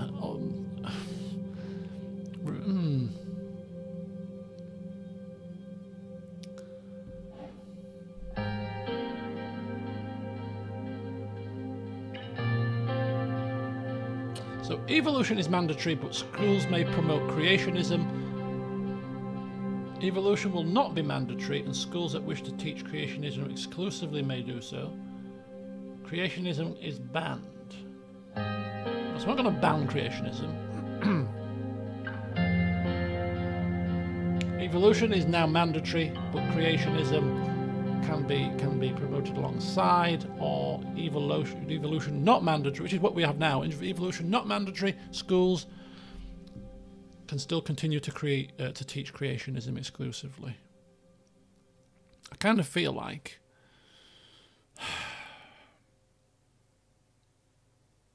the reforms failed anyway, right? The education reforms failed. This is going to tick off voters, which we can ill afford. So I think we're just going to stick with the current system. I've changed my mind. We'll stick as we are. Education has never been my focus for this term, so we'll address this again if and when we get another opportunity to do so. You've failed your reforms, Kiara. We have to stick with what we've got, I'm afraid. Sorry about that. Lucian, you were quite right. Thanks for bringing that to my attention. I can't believe this. This will certainly help us retain our popularity among the Conservatives. Also, a less educated populace is more easily managed. Yes, Lucian, much more easily manipulated. A country full of dunces. Oh, how we are such a people person. I can't believe you just said that. They turned and looked at each other. Lucian lifted his eyebrow and Kiara held his gaze for a couple of seconds. The meeting ended shortly after. Oh, boy, our term is going spiffingly well. Right, I'm just going to mute myself. I'm going to flash up the briefings and the papers, and you'll have to read yourself, and I'll summarise it afterwards. I'm just going to take a chunk out of my dinner here. Bear with me.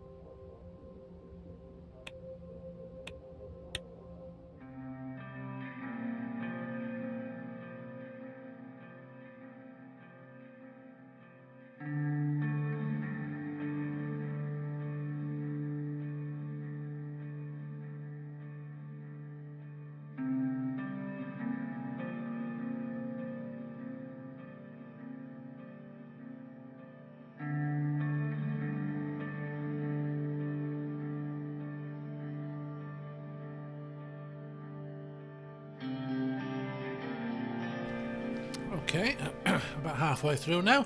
So, yeah, we are going to the Victory Day celebrations here, it seems. See a couple of newspaper articles there of interest, which two different papers putting different slants on us nationalising the big two companies. Big two. They've counter-argued that we should actually privatise certain things. Obviously, we have only one thing that we can do, by the looks of it. Sergei drove us to the city of Jen, the Swordish nationalist stronghold, for an event organised to celebrate Victory Day and commemorate the fallen of the Battle of Jen. For the National Front Party, which governed the city, the day undoubtedly had a great meaning. A lot of their supporters could be seen outside waving party flags. But today had great symbolic importance for Swordland as a whole too. Every year on the 14th of March, proud patriots from all ages gather to celebrate the end of the Swordish Civil War and Tarquin Sol's victory. Jen had survived one of the worst atrocities of the war, and its Victory Day celebrations were the most jubilant in all of Swordland. Peter and I both decided to attend. Peter was sitting next to me in the presidential car, skimming through the morning newspaper in silence. Suddenly, Sergei rolled down the soundproof window. Mr. President, Mr. Vice President, we are about to arrive at the Jen Centre of Culture. We are slightly earlier than estimated. Peter raised his head to look out the window. He folded the newspaper and laid it beside him. Wow, that was too comfortable of a drive to have been this fast. Thank you, Sergei. I hope the journey was comfortable, sir. Ah, sure was, Sergei. Sergei took a left turn and drove through the tiny streets of Jen. The city looked surprisingly clean and well maintained. There was no sign of the destruction the city suffered during one of the heaviest battles of the Civil War. We slowed down in front of a colourful plaza overlooking a massive concrete building with a giant sign that read Jen Centre of Culture. Looks like the NFP mayors have really transformed the city. Wasn't this an abandoned warehouse for the longest time? I believe it used to function as a rebel militia base during and a little while after the Civil War.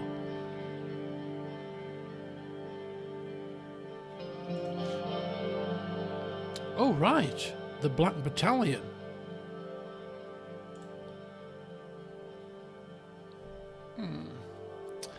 Yeah, it's been a while since I've heard that name.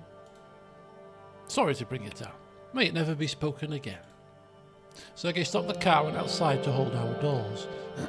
Here we are, sirs. Hope you will have a great day. We got out of the car and walked towards the entrance of the building, escorted by our guards. The buildings around the plaza were decorated with a comically large amount of Swordish flags. Everywhere I looked, I saw a sea of maroon, white and gold. At the entrance, Kizaru Kibuna, the head of the National Front Party, was waiting for us in his iconic brown suit, together with a group of local policemen. Huh? I thought we arrived way too early. Looks like our host, the devil himself, is already expecting us. Why is he even in the spotlight? He's acting like he still governs the city.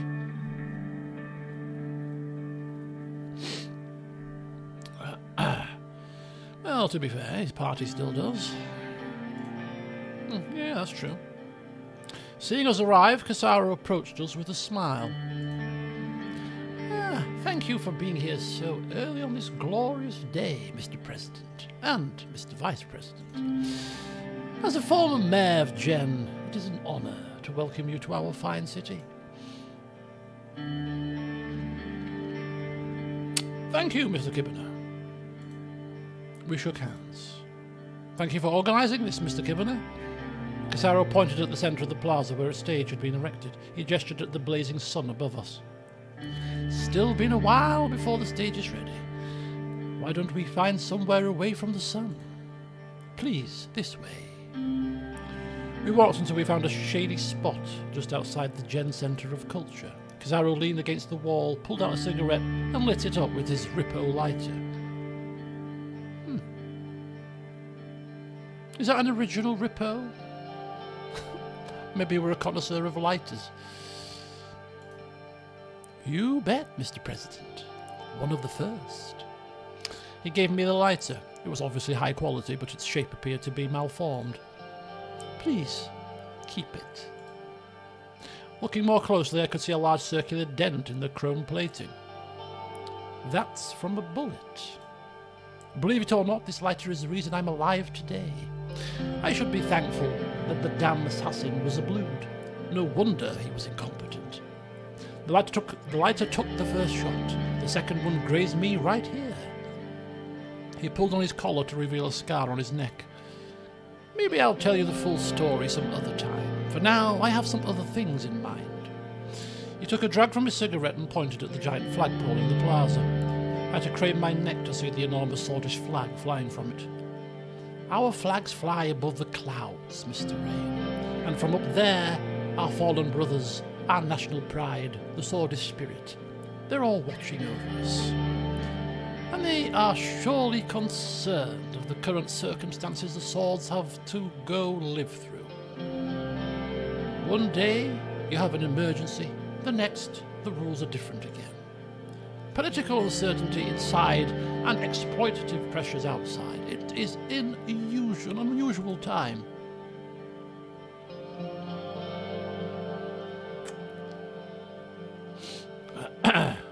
Were you not supportive of the emergency, Mr. Kibbener?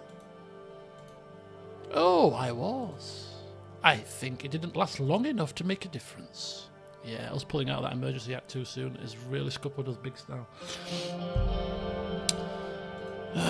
He smiled. Let's brighten up a little. It's Victory Day today. I just wanted to use this opportunity to make some comments on the administration. It isn't every day that one sees the President and the Vice President together, let alone have a conversation with them. Surely you'll understand. Well, there's nothing better to do right now. Go ahead and make your comments if you have to, Mr. Kibbener. Get them off your chest. Thank you. There are a few things that have been occupying my mind recently. The Bluish independence movement, for example. Not only do the separatists pose an existential risk to us, they also threaten our neighbours in Valen. Closing the borders with Valen has helped, but the countryside of Nardis and Berger continues to be plagued by the BFF. Romberg is using them to weaken us. Hopefully our increased military funding will make sure their efforts won't bear fruit, but we need to stay vigilant. Let's not forget their caches of Ka-74s in our country.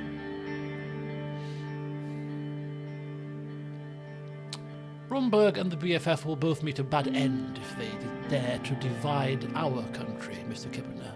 I quite assure you of that. That's right. They don't even know whom they are dealing with. That brings me to the Religious Harmony Bill. Our party and many members of Parliament worked extremely hard on the proposal.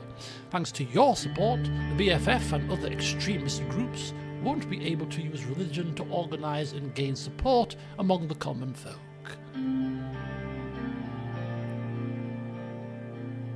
Yes, it was a well-written and strong bill.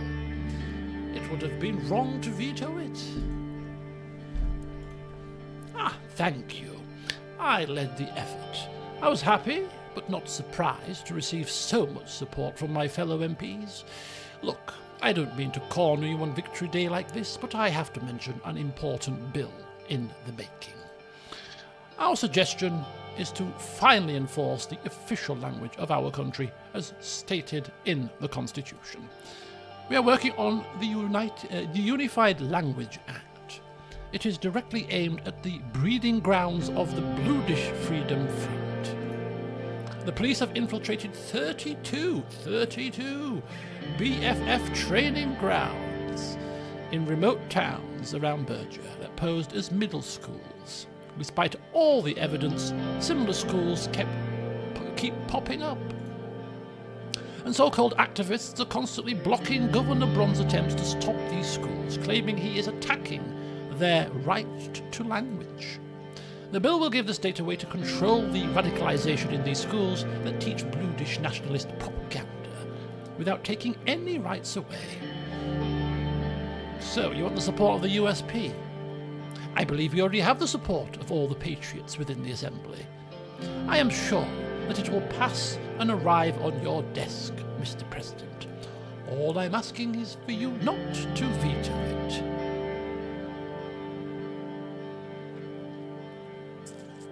I'll sign the bill if it reaches me. Suddenly, a man with a large build in a brown suit approached us. When we turned to greet him, I realised he was Remus Holstron, the deputy of the National Front Party. Ah, there he is. Welcome, Mr. Holstron. Oh, good to see you again after a long time, Mr. President, and Mr. Vice President. Likewise, Mr. Holstron, and happy Victory Day. Likewise. We shook hands. It is good to see you both in Jen today. This means a lot to us. The event is about to begin. Why don't we slowly walk over to the plaza?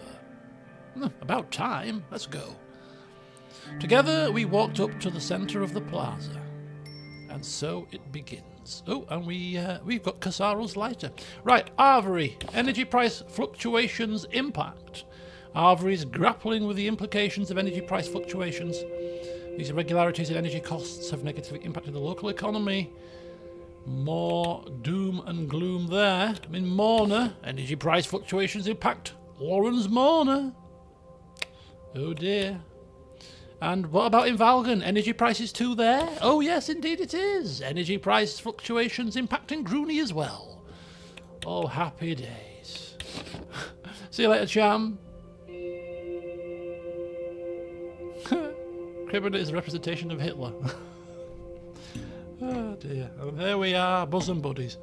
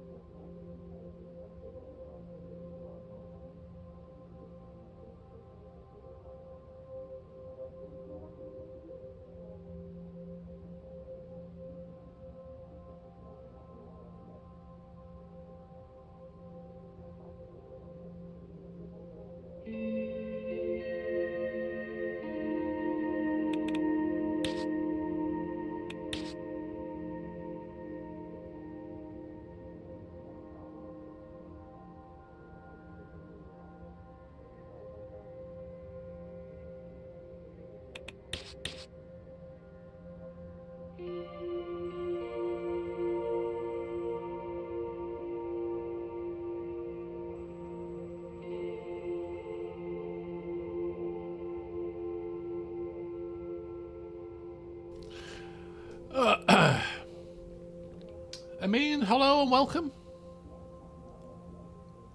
Good to see you. Good to see you. Good to see some new faces actually. And Godfather too. Good welcome to you. Right.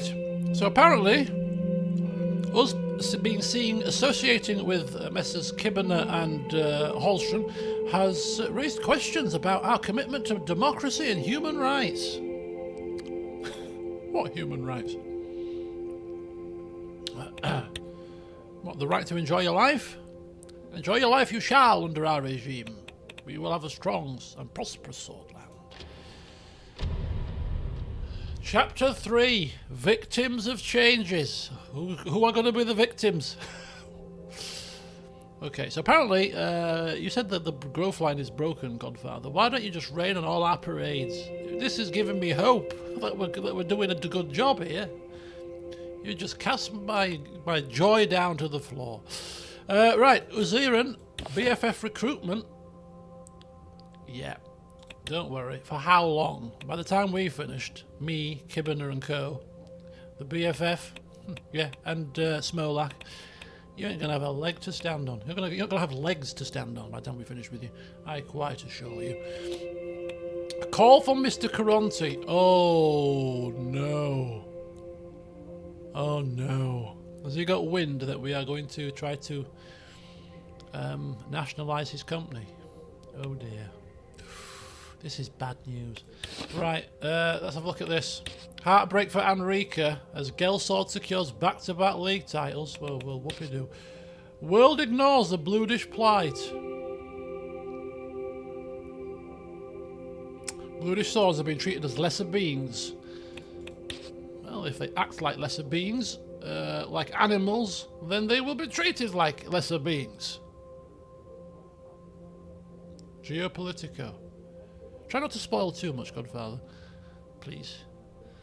If you don't mind. Geopolitico. Valgish man shot after burning Agnolian flag.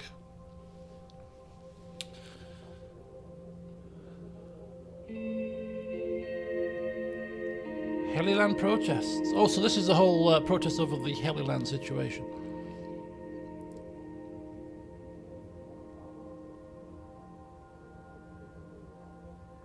Okay. That, again, might come into fruition down the line. Right, let's take this call from Mr. Caronti. This could be an awkward one. So I was in my office looking through the agenda for the upcoming meeting at the Ministry of Economy. The meeting was going to be about the ownership of the Big Four. The meeting was... It's alright, it's no problem. This will be an interesting call. Yes, it will. The meeting was going to be about the ownership of the Big Four, the four largest companies in Swordland: Harter Swordland, Burgess Steel, Swordish State, and Needham Mining Group. Actually, I remember this conversation the first time, so this is actually a conversation that will happen regardless, actually, come to think of it. So, but nonetheless, it's going to go a lot different than the first one did, so... Oh dear. Some of these companies were controlled in part or entirely by the state. The others were mostly or completely privatised. I had the power to change that. The phone rang and I put the agenda down. I picked up the phone. Greetings, Mr. President. I'm sorry to disturb you before such an important meeting, but I thought now would be a good time to talk about our arrangement. What the arrangement that we're probably about to reverse because of the situation that we find ourselves in. I'm sure you'll agree that the support I and my network have given your administration has been nothing but beneficial. Half of the non-state media in the country has been sharing positive news about you and downplaying negative events, which we have got to admit clearly has been the case.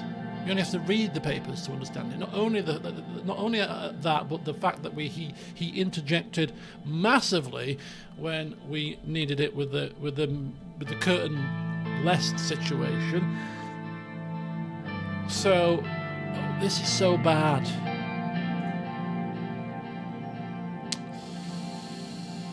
I mean, we could almost downplay this, but we can't really, can we? I haven't been seeing any benefits. What benefits? I think we're just going to have to cancel this arrangement. It's not working. No, clearly we've seen the benefits. There's always more you could be doing, but not for much longer because, hey, things are going to change. Yes, it has been successful so far. Thanks very much. Yeah, glad you agree. Your public opinion could have nosedived were it not for us. I heard him knock on wood. Oh, on another note, I wanted to thank you for choosing Underhall Construction to complete the L1 railway. The Mayor of Conriac, Chris Carr, is a close friend and an investor in Underhall, and your contracting of the firm has tripled his returns. Ah, yes. Well, it was a pleasure working with them. They made our opening a success. It is the #1 construction company in Swordland after all. Moving on. I can't help but mention the tax breaks, Mr. President. They have been extraordinarily beneficial to our quarterly performance. HOS is now operating on a much larger revenue pool. You have successfully strengthened the backbone of the Swordish economy.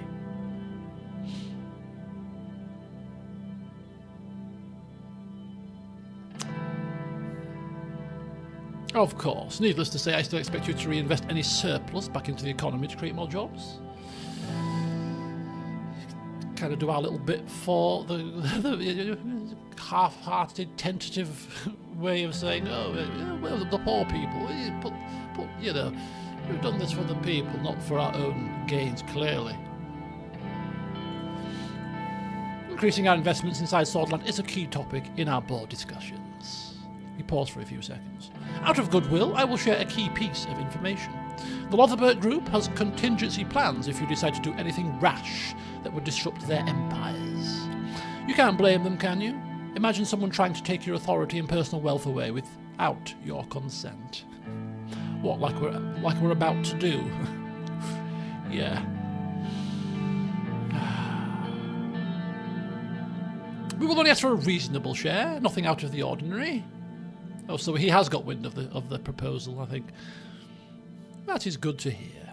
If everyone plays their cards right, it will all be fine. Now, let's talk about those cards. Since the start of your campaign, you've adamantly promoted a planned economy. Going by that, I am worried that you will attempt to nationalise Swordland's largest private corporations. What gives you that impression? Nationalisation as a concept goes against everything my father built and stood for. If you do want to go down this road, I must insist on you excluding HOS from any such plan. This is my most important request. Oh dear, we are between a rock and a hard place here. Okay. You may recall that one of the terms of our agreement was that I may ask you for one favour. Well, this is it. God.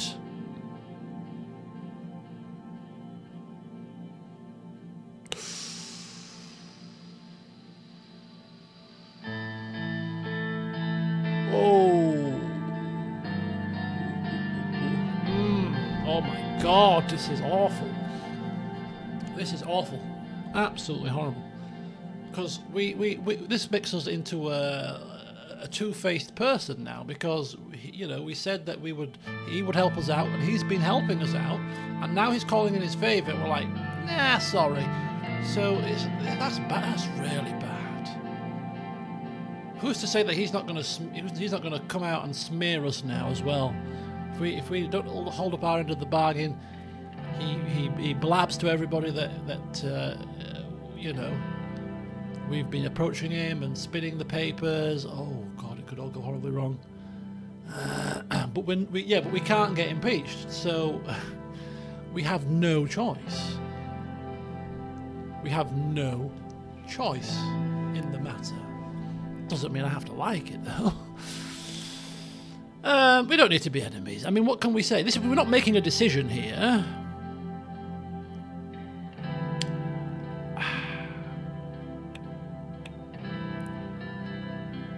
So this is the only one that I can say. We don't need to be enemies, Mr. Caronte. It's all going to work out, I'm sure. No, we don't. As long as we both understand what it entails not being enemies, I always keep my end of the bargain, Mr. President. Don't forget, you had better keep yours as well. Before we end the call, there's actually one more thing I would like to discuss. I will be blunt. Mr. Tusk is unfit to be the spokesperson for the Lotherberg Group. His archaic thinking has only preserved the status quo that benefits himself and precious few others. It is high time something changed. Okay, I see where this is going. I want him gone. It is time the group had a proper leader. Me. Here is what I propose, a win-win situation. If you could use your powers to make Burgess Steel, Tusk's main company, state-owned, he would lose considerable influence. Which is what we're going to do anyway. We're just doing it to yours as well. Which means I could take over. If I take over with your help, I will be forever indebted to you and support you in all your goals.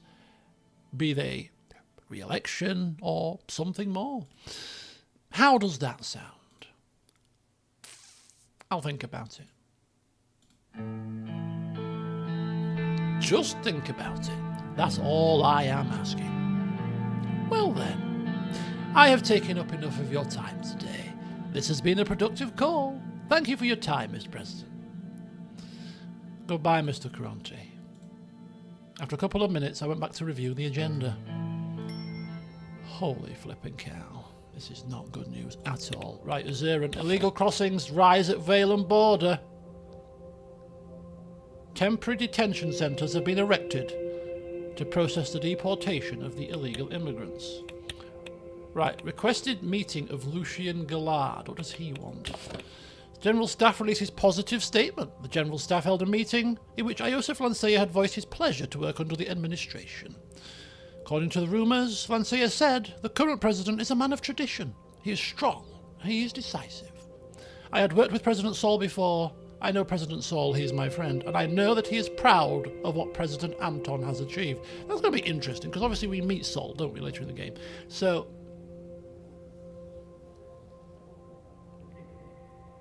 I wonder if he'll take a different tone with us when we meet him. Right, very good. USP meeting shows support to President. A large group of party members voiced their support. After the Supreme Court took the case to review the legality of the emergency, Vice President Peter Vecton criticised the Supreme Court for obstructing the duties of the administration. Now, correct me if I'm wrong, people, but having my party support me and condemn the Supreme Court is not going to help us. Because if the Supreme Court find us guilty, then we're screwed, aren't we? Or are we? Ultimately. Because ideally, if we can not do this whole private nationalising Caronte's company, I would rather not.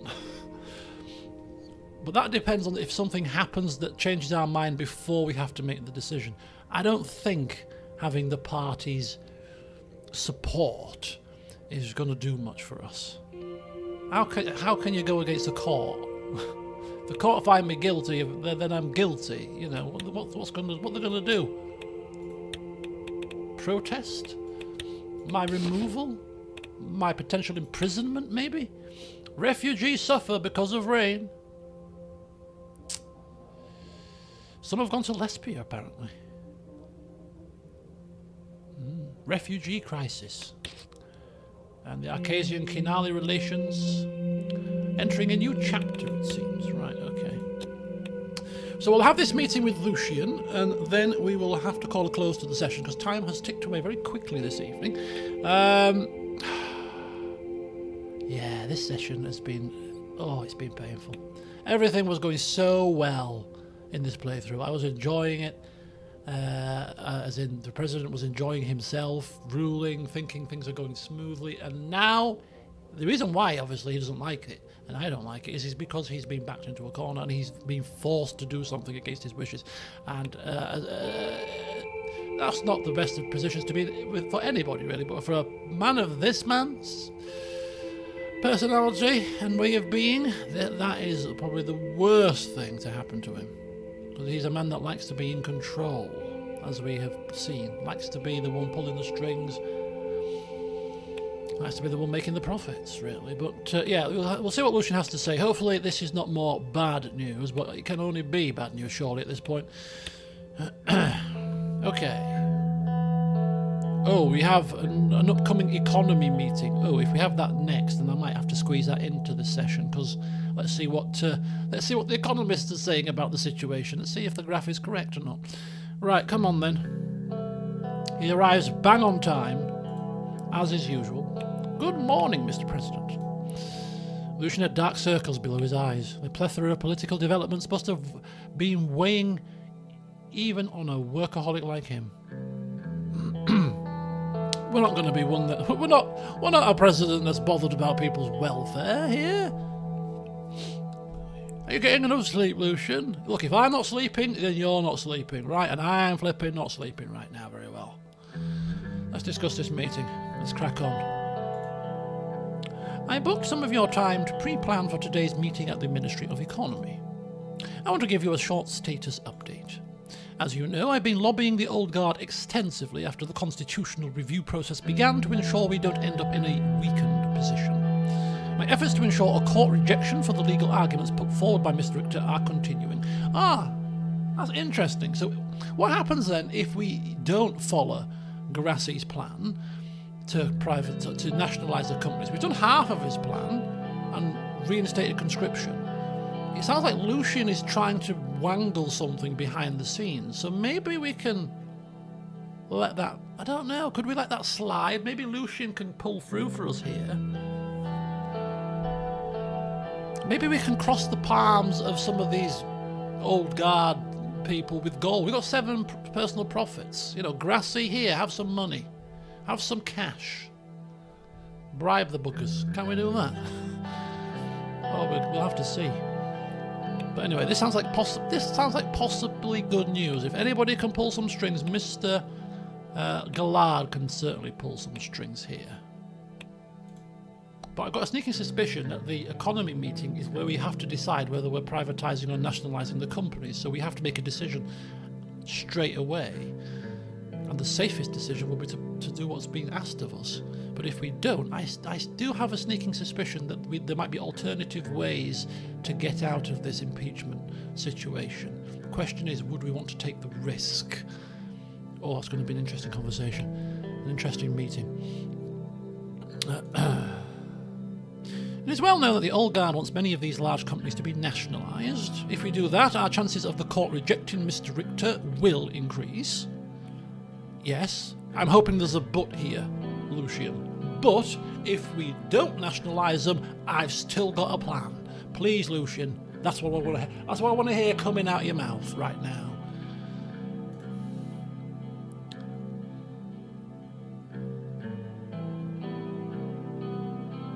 I'm going to say this simply because Lucian might come up with an alternative. I mean, we can't go against what they've said because we have no choice. It sounds like to me, and we're not stupid. I will do as I want, as simple as that. I mean, that also is the case. If we want to disobey, then we will. But it'd be foolish not to. So yeah, we don't want the Old Guard to decide the future of the country, even though they already have, because they forced me to reinstate conscription. But anyway, we'll see if Lucian's got any thoughts on this line of thinking. While I agree, it doesn't change the fact that if they accept Mr. Richter's plea, we might be done for. Oh, for God's sake, Lucian. No. I was hoping you've got a plan B. We need to be cautious. Any grand plans about the economy also heavily influence our political standing. We will be changing our relationship with the Old Guard, the oligarchies, and the opposition. As you know, this meeting will give you the opportunity to alter the ownership of the Big Four, the largest corporations in all of Swordland. We can start the process of nationalisation or privatisation, or we can just keep the status quo. Again, I remind you that any change will tip an already fragile balance. I personally think we should stay out of this and keep things as they are. There is no need to make new political enemies at this stage in our term. Yes, you can't just say that we should stay out of this and keep things as they are in a different breath, but then in one breath say that we can't let the Old Guard decide our future because we might be done for. So what is it then? What is it, Lucian? Do we stay out of this and make no changes and thus be impeached? Is that what you're saying? Or do we be cautious and let them decide our future? What is it? Yes, the decision's mine. Of course it's mine. How should we move forward? I don't know. Oh, we're making a decision now. Oh, no. Oh, God. This sounds like it's locking us in. Well, we're not going to the privatisation path, obviously. If we maintain status quo, we have gone against the court. Now, I kind of feel this is where I mentioned this in the some previous sessions, but I have forgot to disable torpor mode, so we can't change a decision. Not that I would do it for the playthrough, but I would love to have been able to redo certain points of this playthrough. But now I can't clearly. So, but yeah. And this potentially might be another point that we could have come back to see if we could have salvaged something. But I'm kind of thinking that, you know,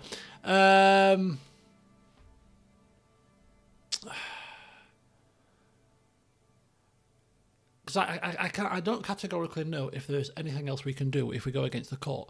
I think we can probably do something else to stop being impeached if we don't play ball with the court.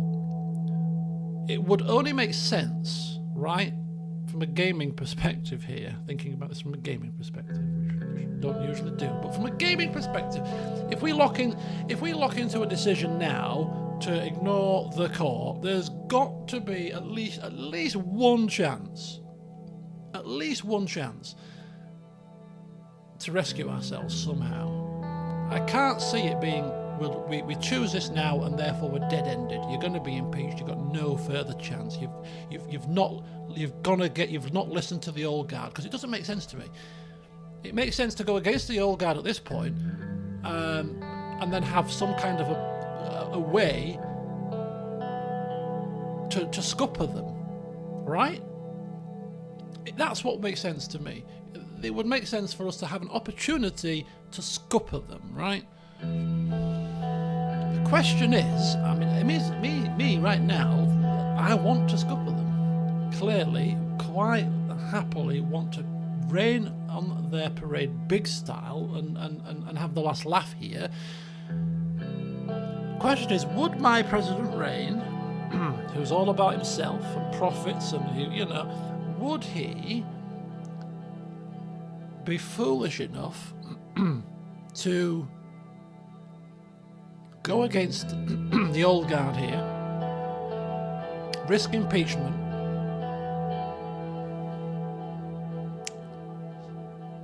because he doesn't want to nationalise and go against his deal with Caronte?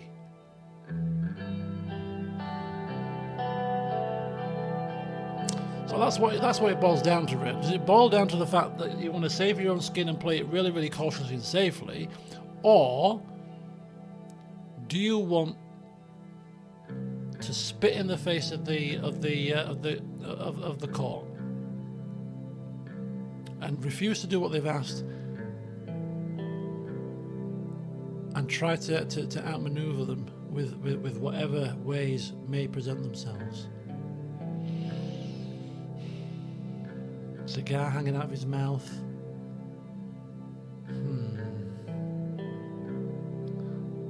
It's so dangerous.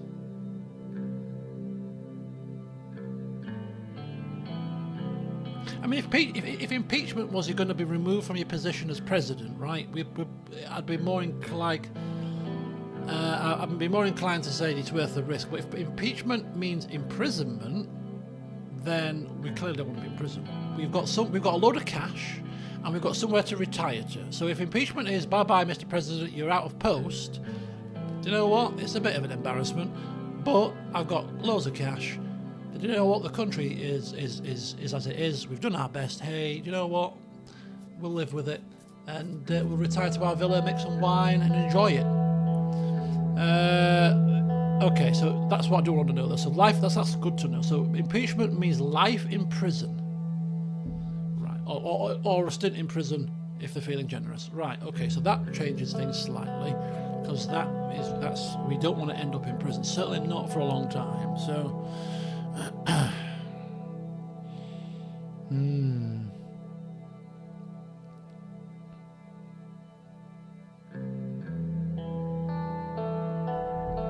Oh wow, this playthrough is not panning out like I anticipated, which is the beauty of the game, of course. After 3 playthroughs, that you still face dilemmas that get you thinking. To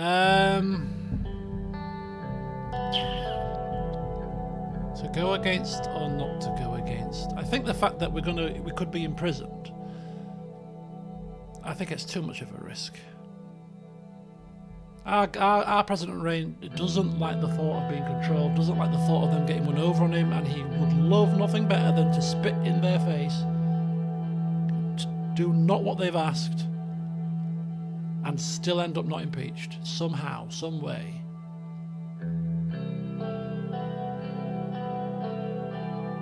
but the risk is too great. The risk is imprisonment.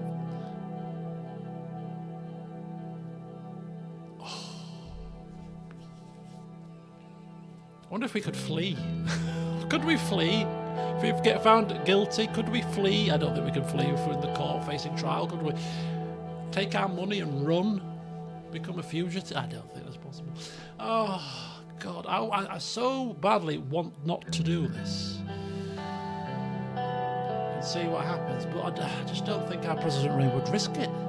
Even Lucian said, we need to be... Not what did he say? We might be done for. He agrees that we shouldn't let them decide the future, but it doesn't change the fact that if they accept Mr. Richter's plea, which they will do if we don't do as they've asked, we might be done for. No, don't forget, we've also ticked off Nia. She's got her little wing, so we're massively screwed here. I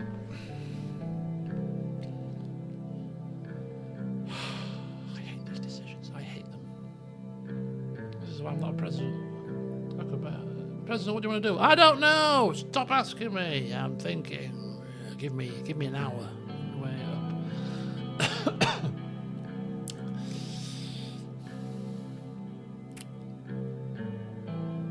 Yeah. Mr. Caronte can't impeach me. Mr. Caronte can't imprison me. Mr. Caronte can pull his cash out, smear me, say that we've been bribed, whatever. But that's not going to put me in prison, is it? Leave my family without a husband? Leave me not able to spend my wealth, retire to my villa? No. And don't forget, we do have planned economy doctrine, so, I mean, it's kind of infitting. I know we've gone against Mr. Cronte's word, the deal, which I feel bad about. You do understand, Mr. Cronte. But...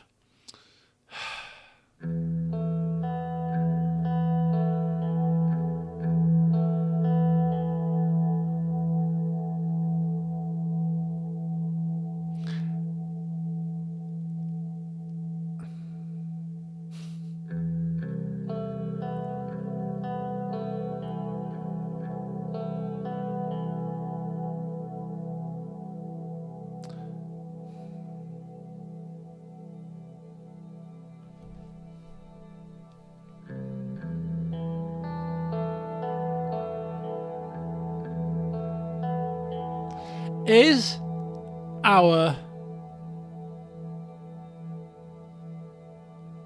president that confident that he could deal with the court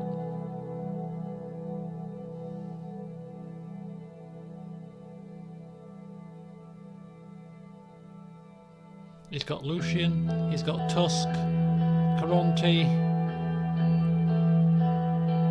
he's got the support of his party.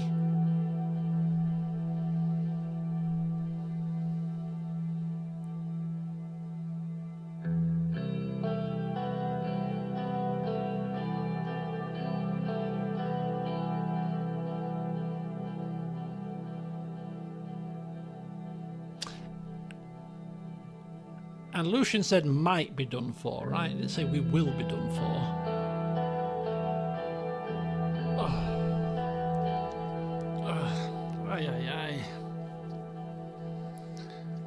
We've done conscription, so it's almost like we were going to do as they said. That we're going down that path. But no, do you know what? No, screw them. No, we're going to do this. We're not doing it. I will not be told. You could be in prison for life, pal. You could be. Nope, I'm not going to be in prison for life. I'm going to raise this country to the floor before I'm in prison, pal. Nothing's going to touch me. Nothing's going to happen to me. I am the tuxedo-wearing, cigar-smoking, cool president that is turning this country around. The administration is on my side. It's fine. They're going to take me down kicking and screaming if they're taking me. Those dogs have dared to throw me under a bus. The old bastards. Smarming Smiling, smirking old bastards. No, I'm not doing it. We're keeping things as they are. Screw them. But Lucian, you're working overtime because we need to figure out a way that I am not getting impeached. It's as simple as that. Those old dogs are going to have their day. Mark my words, if my name is not Anton Rain. How dare they don't know who they're crossing right now. This is probably crazy. But you know what? The president is confident. The party are behind him. Iosif Lanceya, military's behind. We'll raise the flipping court to the ground. I have the general staff on side. We'll raise that flipping courthouse and burn it before I'm impeached. Forget that. Caronte, we're still on. Game on. Big style. Lucian took a note in his notebook. Well, I think the oligarchies would have liked us to privatise everything. Maintaining the status quo will not disturb our relationship with them. This means more stability, both economically and politically. Speaking of stability, some of my connections indicate that there seems to be a contest for leadership in the Lothberg group. It looks like Marcel Caronte is making moves to become the key figure. Hello, Hauler. Caronte probably wants his father's seat as the head of the group, and Tusk doesn't want to let go of it. It's a significant power struggle, considering these are the heads of Swordland's two largest private corporations. Another reason why I am supporting your decision to leave the situation as it is. There is no reason for us to interfere, directly or indirectly, in their internal struggles. Did Marcel or Tusk contact you? Yeah, I received a call from Marcel. What did he ask for? He wanted to make a deal to leave HOS untouched. We can trust this man with every bit of truth, and he needs every bit of truth to make the best decisions as our chief strategist, so we tell him everything. And then? I said I'd think about it. Very well. Was that all that he wanted? He also wants me to nationalise Burgess Steel to take down Tusk. How about we do that? How about if we nationalised Burgess Steel? So that's one of the two. That's one of the two big companies nationalised. Not all of them, but some of them.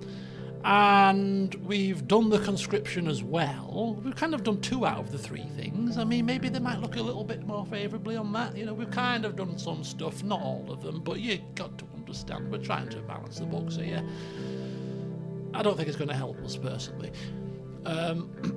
But yeah, I've never liked Mr. Tusk, to be quite fair.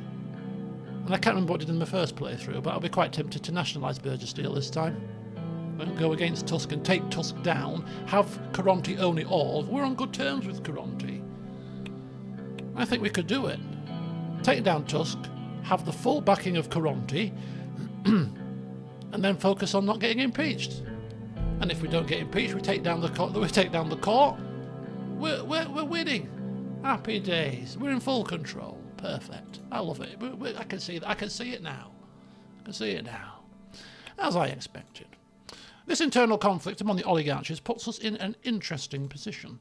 Our relationship with Walter Tusk has been very strong so far, and we have the backing of the oligarchies thanks to that. Lucian looked at his watch. Very well then, I'll cancel the meeting since we are not taking any actions. I must get back to work. I am glad you have made this decision. Thank you for your time, sir.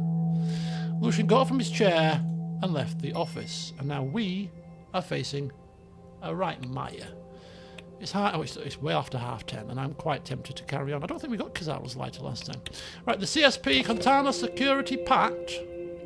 3 satellites, spy satellites leap in surveillance capabilities. Quatjituk, Validim, and Okni. They roll off the tongue. Vargsland Navy active in Markian Sea. Yeah, we are clearly on the sidelines here. And in Rebel, BFF threatens actions against President Rain and Governor Oh, really? You're threatening me? Oh, that's not a good thing to do. That's not a good thing to do, I quite assure you. Right, what have we got? Unified education language, results of the economic direction. All of these are quite pertinent. We're not going to stop just yet. I need to see all of this. Walker's capitalism versus Devereux's reform. Who cares? Right, tensions keep rising on the Markian Sea. Agnolian government, Vaxlandian fleet, it's all going to come to a head. Forget that. Let's go first of all to the simple decision of the Unified Education Bill. So basically, strengthen national unity and facilitate consistent, comprehensive learning across Swordland. Section 1 of the Euler stipulates that all educational institutions are required to conduct their teaching in the country's official language, except in the case of foreign language instruction. To offer courses in any language other than Swordish, institutions must obtain explicit approval from the Ministry of Education. Any universities, technical colleges or other educational institutions found to be non-compliant will face a temporary suspension of operations. Schools found in violation may face penalties, reduction or withdrawal of funding. In severe cases or cases of persistent non-compliance, total shutdowns may be enforced. Let's sign it. Why would we not? Why would we not? Right, there we go. Policies. Education Unification Act. Swordish. Why would we not teach Swordish? Why are we not speaking Swordish in Swordland for our lessons, unless you're learning foreign language studies? What's wrong with that? I tell you, I ask you. It's passed through the Assembly, and I don't see the need to veto it. Alright, results of the economic direction. Right, this is our last session now, unless our next session is a meeting with the flipping court. Yeah, I don't think it's... don't worry. President Rain is confident he's got the situation under control. He's a man that's probably overestimating his own abilities right now, and that could be his biggest downfall. If he's in prison and impeached and imprisoned, it is his own foolishness that got him there. He could have played it cautiously and did exactly as was asked. He did the first bit, and then after thinking about it and sleeping on it and speaking with Karanchi and thinking about all those kind of things that go along with that, he's kind of like, no, you know what? No. I will not be the puppet of the court. They have meddled with the wrong man. I shall sort this. That's what he's thinking. That's what he's thought. Now, is that foolishness? We will soon find out, I'm sure. Livia intercepted me in front of my office and informed me that I had a call from Mr. Tusk. Mr. Tusk probably wants to throw his hat into the ring in relation to taking down Karonji. Who are we going to pick, if anybody, to support on this one? I think we remain neutral in the first playthrough, I think. We'll see how we feel. I entered and picked up the phone. Mr. Tusk. You know what? No. President Rain speaking. To keep things very official. Good afternoon. I heard some disturbing news. News about a deal between you and Marcel Karonji. Kind of deal. Oh, something about controlling the media. How does he know? Listen, President. I did not call you to threaten you. I am calling you as a friend. I suppressed those rumors for you. I hope you can appreciate that.